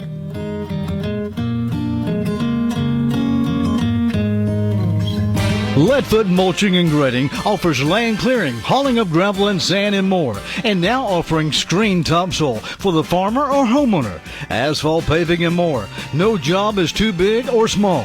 Locally owned and operated, it's Leadfoot Mulching and Grading, serving all of North Georgia. Fair prices and great customer service. Phone 404-909-5227 or go to leadfootmulching.com. Don't miss a huge discounts on new Fords and special financing rates for most qualified buyers going on now at Loganville Ford. Plus, see their great selection of pre-owned vehicles at their used car supercenter at discounted prices. Loganville Ford is your home for quick lane, offering service and tires for all makes and models. Open Monday through Saturday at 7 a.m. 3460 Highway 78 in Loganville. Stop in or shop online at LoganvilleFord.com. Madison Flooring, located at 1167 Eatonton Road in Madison, is your full-service and professional installation center for all kinds of flooring, from tile, carpet, laminate, wood. They even do showers. They have granite and quartz countertops. All military, police, firefighters, and teachers ask for your discount. Madison Flooring is locally owned and operated. For knowledgeable and friendly service, call 706-431-5152. Affordable housing is just around the corner at Cimarron Park. Cimarron Park is a mobile community located on Harry Arnold Road, just off of Highway 78 in Monroe, that offers 2- and 3-bedroom homes with spacious wooded lots, lit streets, and a family-friendly atmosphere. Some homes are for sale with available financing. Call James for all the details. 404-401-1068. That's 404-401-1068. Or go to CimarronPark.com.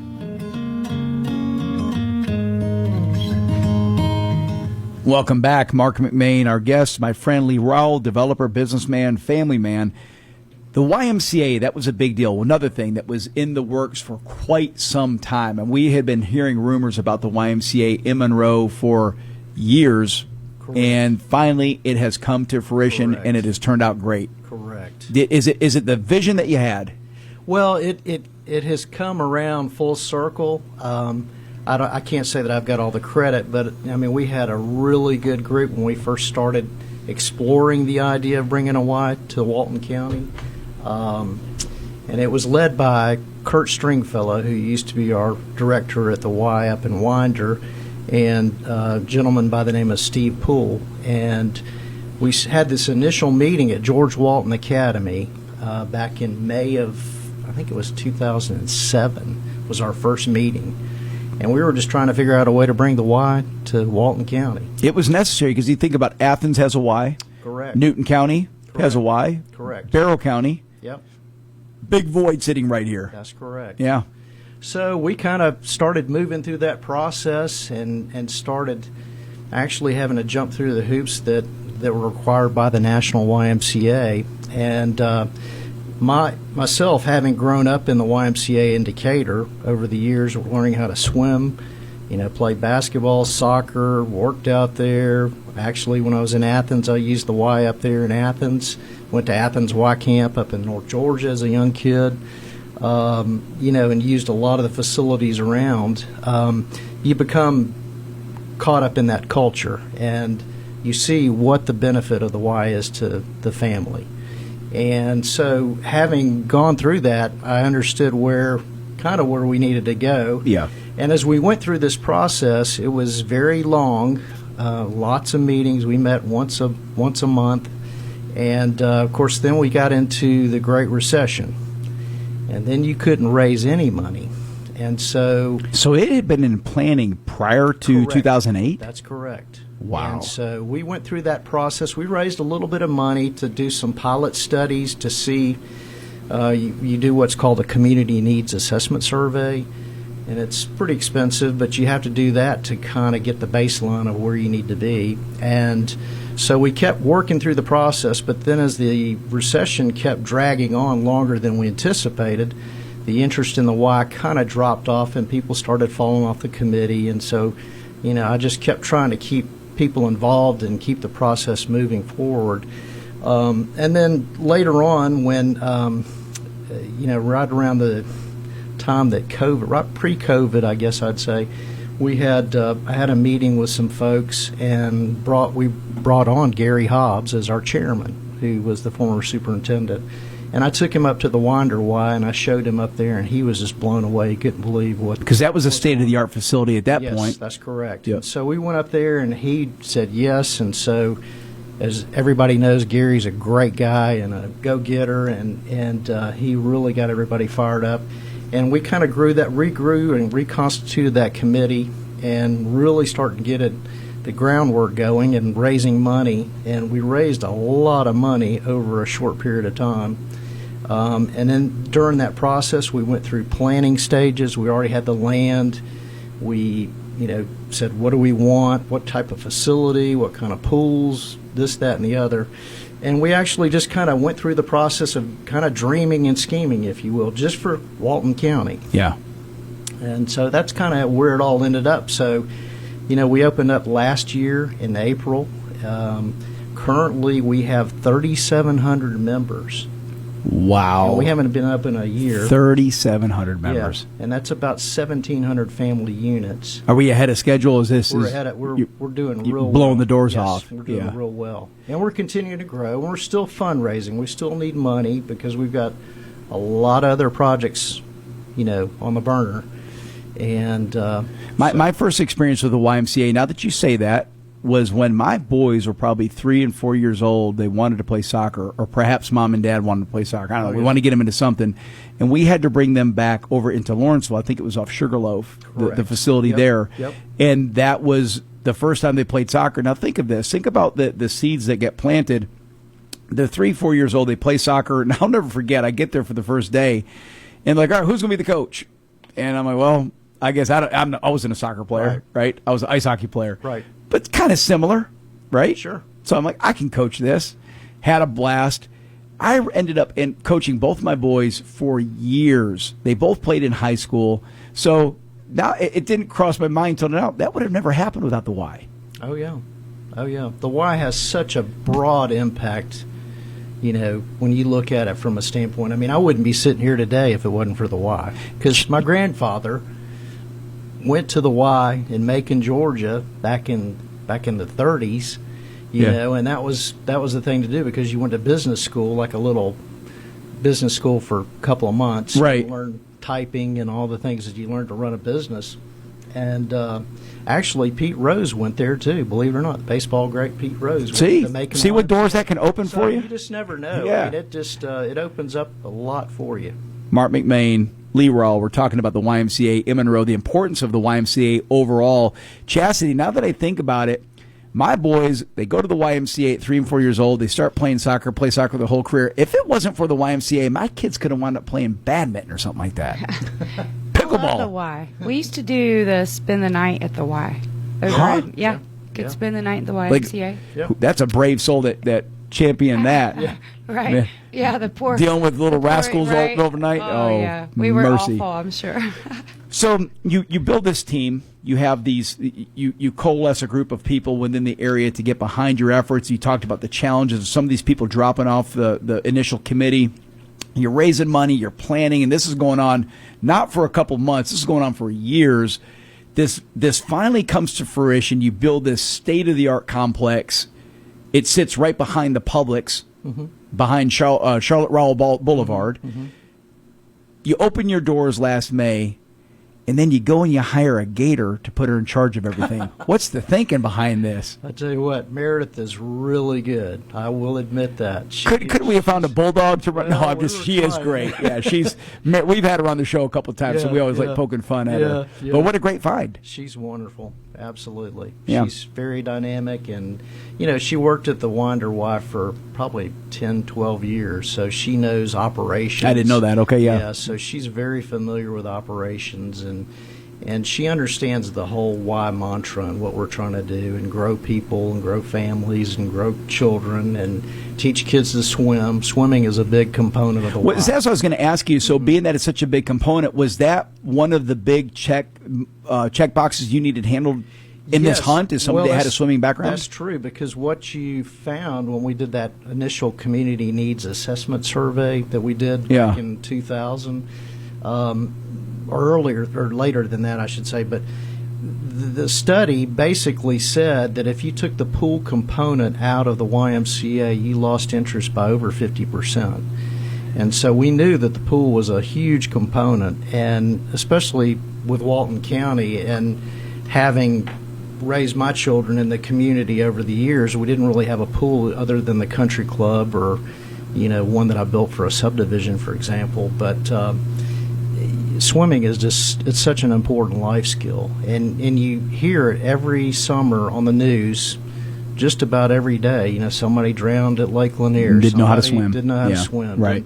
And so we want to change that. And so it doesn't matter how old you are or where you come from or who you are. Get over there to the pool and let's teach you how to swim. A basic life skill. Basic life skills. Yep. I agree with that. What about what's next on the YMCA? You guys have plenty of room for expansion. Is it tennis, pickleball? Is that kind of a naturals? Maybe soccer fields? Absolutely. We've got the soccer fields already graded out for 3 soccer fields. Okay. And an archery range. An archery range. Okay, yes. That's and cool. And we're talking about doing pickleball next, which is you're probably doing 4 to 6 courts. Pickleball's on fire. Yep. Pickleball's on court, and also we want to do the indoor gym, full gym, basketball. Would that be gym, for basketball? Okay. With a walking track around the top. So that's on the drawing plans. It's just we haven't gotten to that point yet. Yeah. But, so in inclement weather, you could walk 16 laps and make a mile, for example. Is the indoor gym, is that already there, or is that a new structure? Site's already padded out, so it's ready to go. Ready to go, got you. And then we'll probably do an outdoor pool eventually, too, for summertime. I think pickleball's a must. It's a fast-growing sport. Now, we had my good buddy, Bill Dopp, on the other day from the USTA, United States Tennis Association. Yep. Sometimes at odds with pickleball, right? So I know he's going to make his case that you guys put in tennis courts too. Right. Absolutely. Equal time, equal opportunity. FCC rule. That's true. But pickleball really has taken off, as you well know, and it's the cool thing about pickleball is really anybody can pick up the sport and I say in one lesson you can be having fun playing pickleball. Correct. It's not the case with tennis. Right. Tennis is going to take you months to get decent. Right. Whereas pickleball, you can get 4 people together and have a blast day one. Oh, absolutely. Yeah. At our Hartwell Y up by Lake Hartwell, we have over 300 people playing pickleball. Wow. At Hartwell. Think about that. That just shows you. So it's coming. And would there be lights when you do the soccer and the pickleball? You have the LED lights. Absolutely. Yeah. All right. That way we can. Yep. Play until 3 a.m. That's right. Well, I'm sure there's a curfew at the YMCA. They'd probably kick us out of there at 8 o'clock. Oh, that's great. You're listening to the Marc McMain Show. We come back. We're going to continue our discussion with Lee Rowell. Stick around.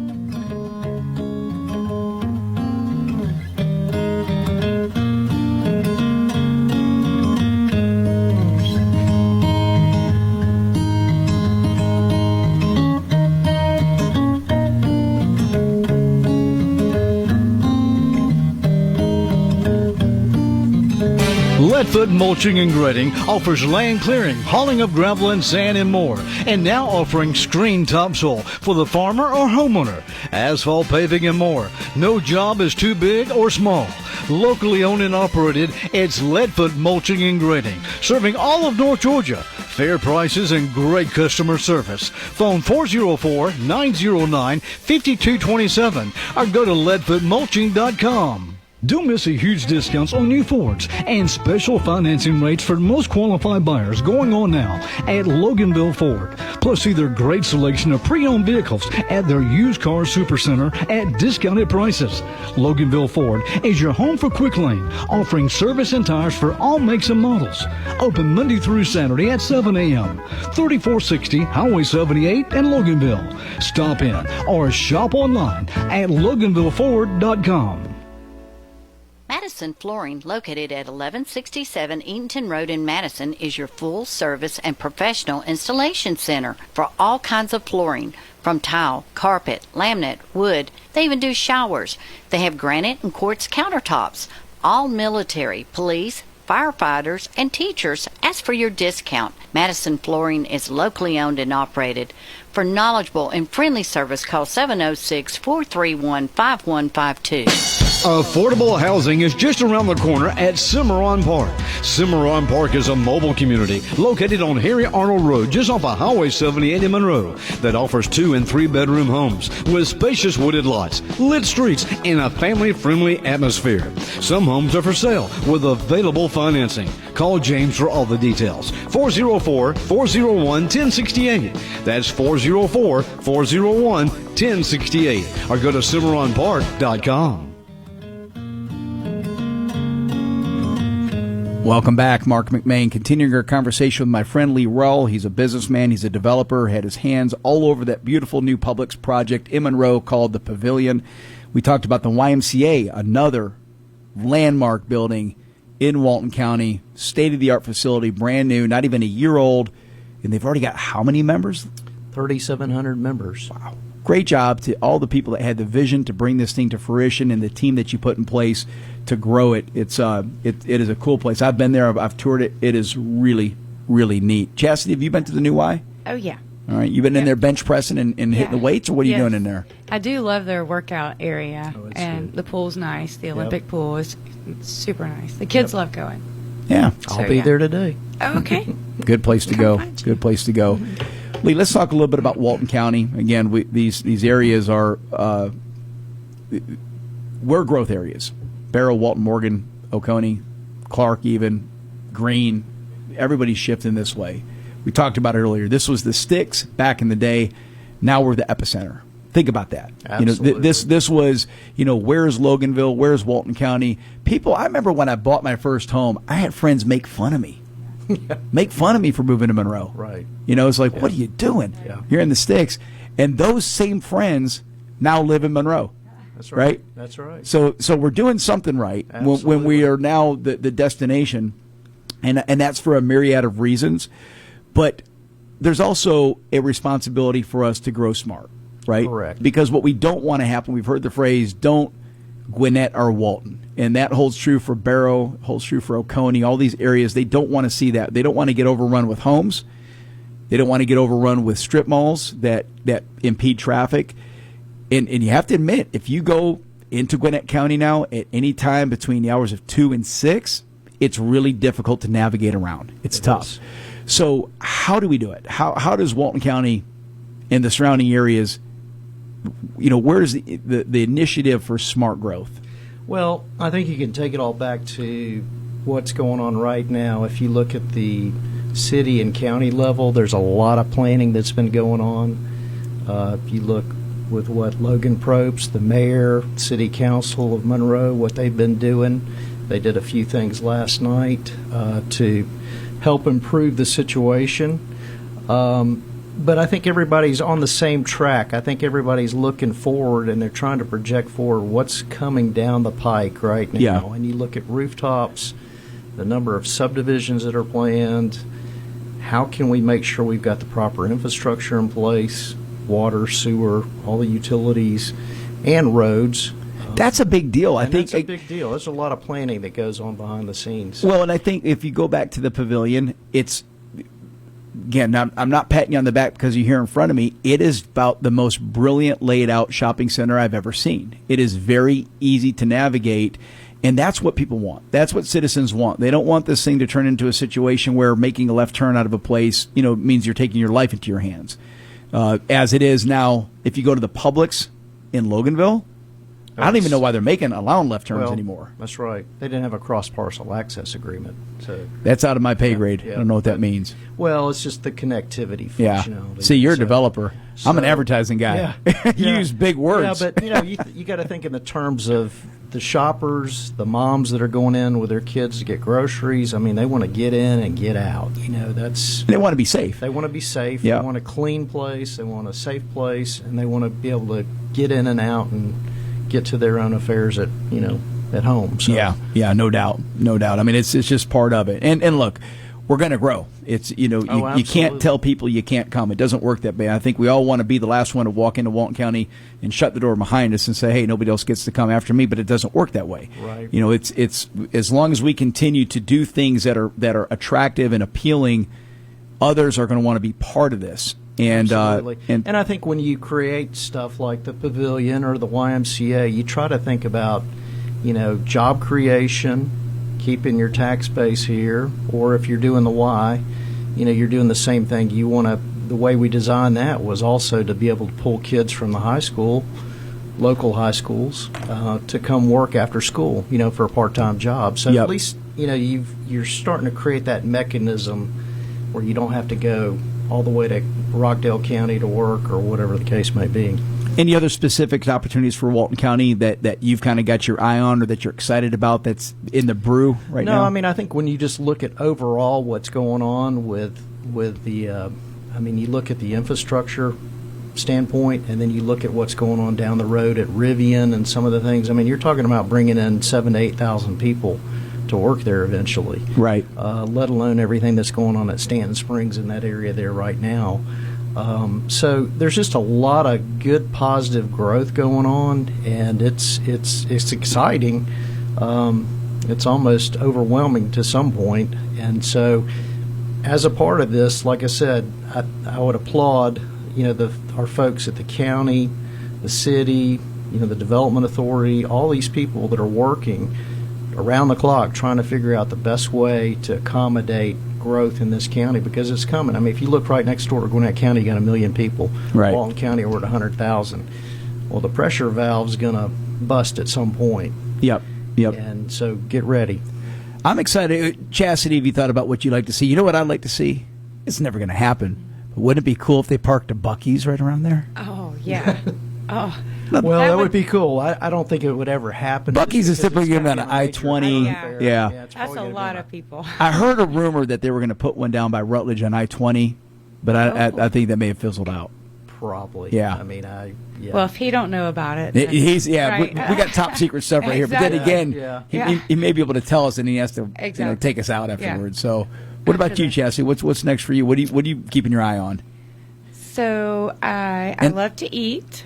So food choices is always good. See, I'm a mom and pop guy when it comes to restaurants. Yes. I'm not a big chain guy. Yeah. I like the moms and pops, and that's again going back to the pavilion. What I love about this is all the different. I mean, some of them may be franchise, but that's still kind of my book of mom and pop, because it's typically a family that owns those businesses. Absolutely. And a lot of times these are families that live right here in our backyard. So I love seeing the Five Guys and things like that pop up. But I also just love seeing the onesie twosies. Absolutely. Right? Sure. The Camptons of the world, the Kellys. Yeah, that's right. Matthews Southern Potluck. and Tucker. Yeah. I just like that. love it. That's really where if Liliana and I, when we go out to eat, we try to eat at a small mom and pop place. Sure. And again, what y'all did with the pavilion is there's opportunities for that there. So there's little places that are just one-offs, two-offs, and again, these are our neighbors that own these places. And so the whole idea of shopping local, I get it, Publix may not be local, that's a bigger business, but you go there and then you go get an ice cream around the corner, you go grab a bite at the Mexican restaurant or whatever it may be, you are supporting people right here in our backyard. Absolutely. And then you look at what the DDA's done downtown Monroe, just as an example. Wonderful job. I mean, there's great places to eat downtown. It's fun, the shopping, you want to support the small business. Well, and the genius of the folks in Oconee County to bring the Costco there, right? Mm-hmm. So Costco's, we go out there and make a trip there every now and then. Sure. And so obviously I don't see anything like that coming out this way. Maybe there is. Who knows? Maybe there's in due time. Yeah. I think in due time it'll happen. As we continue to grow, there'll be a need for it. Let's talk about the World Cup coming to Atlanta. Yes, sir. Have they hired you as a consultant to figure out how to map this thing out so traffic is? But I remember back from the '96 Olympics, I had the opportunity to go to the gold medal round in Athens, and they had to tear out all the hedges at Sanford Stadium, and that was really pretty bizarre. But I remember that very well, and it was Argentina and Nigeria. Nigeria won, and it was a big deal. But Sanford Stadium was packed. And it was fun. Imagine this, though. And that was just the Olympics. Well, I don't know how many matches they're going to host here, but I think some of them are going to be held at Mercedes-Benz, and then some maybe north. Is it at the campus of Kennesaw State? I think they're going to have some matches there. There are going to be so many people. Check this out. The FIFA president reported that more than, now get this number, 500 million ticket requests have been already made. Now, this is worldwide. Wow. But that tells you how many people want to come here, because there's going to be matches in Canada. I think they're holding some in Mexico, of course, here in the United States. But 500 million ticket requests, tell me that they're not making some bank. That's amazing. It is. Just mind-blowing. But Atlanta better be ready. I think you talked about it. Getting here is not a problem. Great airport, easy to navigate that, get around. But once they're on the ground, getting back and forth between the hotel and the venues, that's going to get messy. It'll be interesting. Yeah, Marta's going to have to definitely help out with that. Yes, sir. Marc McMain Show, our guest, Lee Rowell. Lee, prior to you arriving, we had two guests on. We had Derek Dooley, who's a candidate for United States Senate. Then we had Steve Gooch, who is one of our Georgia state senators running for lieutenant governor. You're not shy of politics. You stuck your nose in there a little bit. A little bit. Yeah. Yes, sir. Tell us about that. Yeah, I actually ran for House 111 here in Walton County, and that was in 2010. Bruce Williamson is our representative. Yep. Timmy Shelnut, and we had a very cordial, campaign. Was there three Republicans in that primary? So it was very challenging, and I think we all at that time had children or related to had children in George Walton. Yeah. So it was kind of funny, but anyway, it was a very cordial campaign, and I think everybody had a really good time at it. I was relatively young then at that time, and it all works out for the better. And I think I really appreciate what Bruce has done over the years that he's been there. Fantastic representative. And that's a huge commitment on his part. I mean, you're down there three months out of the year, and it's let alone some of the other things that you have to do. Timmy's been involved on the local level here at the county and has done a good job. So, ultimately I might look at it down the road. I don't know. I've been pretty busy with all the other things. Think about this. If you had won, we probably wouldn't have the pavilion or the YMCA. Well, that's possible, yes. Yeah.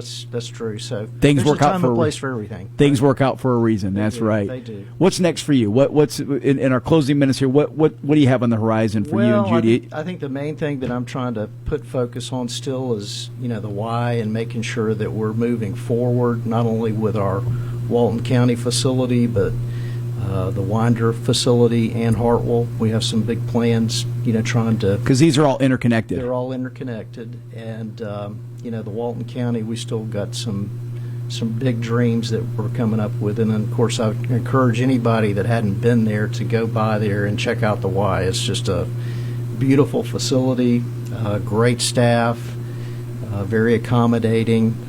They even have the daycare set up for young moms that come in, and they can drop off their kids in daycare for 2 hours free and work out, and then pick up their kids in daycare and go home. And that's cool. Yeah. Moms need a break, and I totally understand that, because I remember the day when we had kids, and I was like, man, I wish we had that when I was coming along. So, what a nice tool that is. It's a nice tool. So, I encourage people to go over there. Like tonight, they're getting ready to have the Parents' Night Out, so the parents can come in at 6 o'clock tonight, check their children in. They'll do some activities with them. Mom and Dad can go out for dinner. Oh, you mean they can actually drop them off and leave the campus? Yes, they can, yeah. Wow. And then Mom and Dad can go out and have a nice dinner and get to talk, so. I don't think I had anything like that. My boys didn't were have young. that either. Thank God I had Grandma close by. We learned not to leave him with Grandpa, though, because I told you, Grandpa dropped him off at Target and let him go freestyle. Yeah. Best grandpa ever. Yeah. Oh, the kids think so. There's just I'm gonna probably keep my emphasis on that at the moment, and I'm working on another project which I got approved year before last in City of Monroe. It's a 105-acre project just north of the pavilion, which is kind of a mixed-use project, and it's going to have single family in there, multifam, some commercial. It gives you that effect of, if any of you are familiar with the Seaside project down in Seaside, Florida. That's where they filmed the Truman Show. That's correct. Yeah. Something similar to that, but nothing. It's not going to be as pricey, but along those lines. It's kind of like a live, work, play. Yeah. It's all interconnected with, the Y project, the shopping center. It'll have a lot of connectivity, and the city. We had a lot of collaboration from the city, from citizens when we had the actual charrette. And that allowed people to give their input and gave us some really good ideas on what people wanted to see. Yeah. So, well, judging by what you've done so far, I can't wait to see what's next, because everything has been first class, well thought out. You put together the right team when you do these things. And again, the time that you invest in this, these are not things that happen in 1 or 2 years. You're spending, sometimes almost a decade in the planning phase, probably not always by design. Right, you hit roadblocks. Sure. But you're really being thoughtful and considerate about what you're doing to be sure it's what the community needs now and how it's going to look 10, 15, 20 years down the road. Correct. And you want that. When you live in a community, obviously you want the best for your community. And, every community has their own issues, their own problems. But I think when you get everybody together and we kind of work for the same common good and goals, that's what makes community special. No doubt. Yeah. Yep, I love it. Well, I appreciate everything you've done. Please give Judy a big hug. Yes, sir. From both me and Liliana. Yes, sir. And you guys need a little vacation. You've been working hard. Keep working. Yeah. That's what I tell Liliana, but she says no. She wants a vacation. No, you got to take that Kirby Smart mentality. Just keep chopping wood. Keep hammering That's it. Right. That's right. That's right. I love it. Yeah. So one question, Lee, Yes, ma'am. So going back to some of the changes that may be still coming to Monroe, is there anything that you would like to see? That's a good question. I think the main thing is just making sure that we do all the things that are positive and that everybody in the community can agree on. Obviously public safety is a big functionality, good community, good shopping, good schools. I mean, we all kind of want the same thing, Absolutely. and we want to make sure that we embolden everybody to do their jobs and to come together and make the community better, not only for today, but for years down the road, for people. So I think that's the way. Yeah, I do too. I think that's the vision that we all have. It's thoughtfulness that you put into this. That's part of the equation of what you're doing, Lee. It really is. It's impressive, and I appreciate what you've done. And I appreciate you taking the time to visit with us today, because I know just probably sitting here, we probably cost this man like $100,000 just sitting here and hanging out with us for an hour. No. He's going to send us the bill, Chastity. No, that's exciting. Well, I appreciate you, Lee. Thank you so much. Learned a lot today, folks. Our next show is Monday noon. We got a big show in store. Chastity, tell us about Monday. Oh, Monday is going to be so exciting.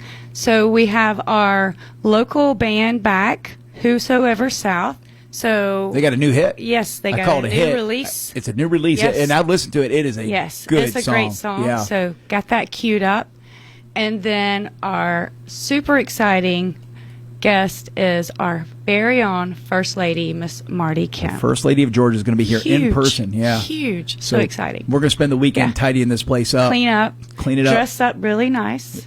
Yeah, I got it. I need to be sure I'm all cleaned up, shaved, Yes. ready to go. No, it's going to be a lot of fun. And I'm really excited about her sharing the work that she's done as First Lady with trying to end human trafficking, the pet adoption initiative, yes, and then reforms awesome. to foster care and adoption. She's really thought about things that these are big subjects. She hasn't just tackled some little things. These are big things that she wrapped her arms around and said, "Hey, I'm gonna get involved in this." And so I'm proud of her. And man, I tell you, her and the governor are going to be missed. Yeah. Very important topics. It's going to be a lot of fun. I'm excited. Well, folks, we appreciate you listening with us today. Enjoy your weekend. Until Monday, stay safe.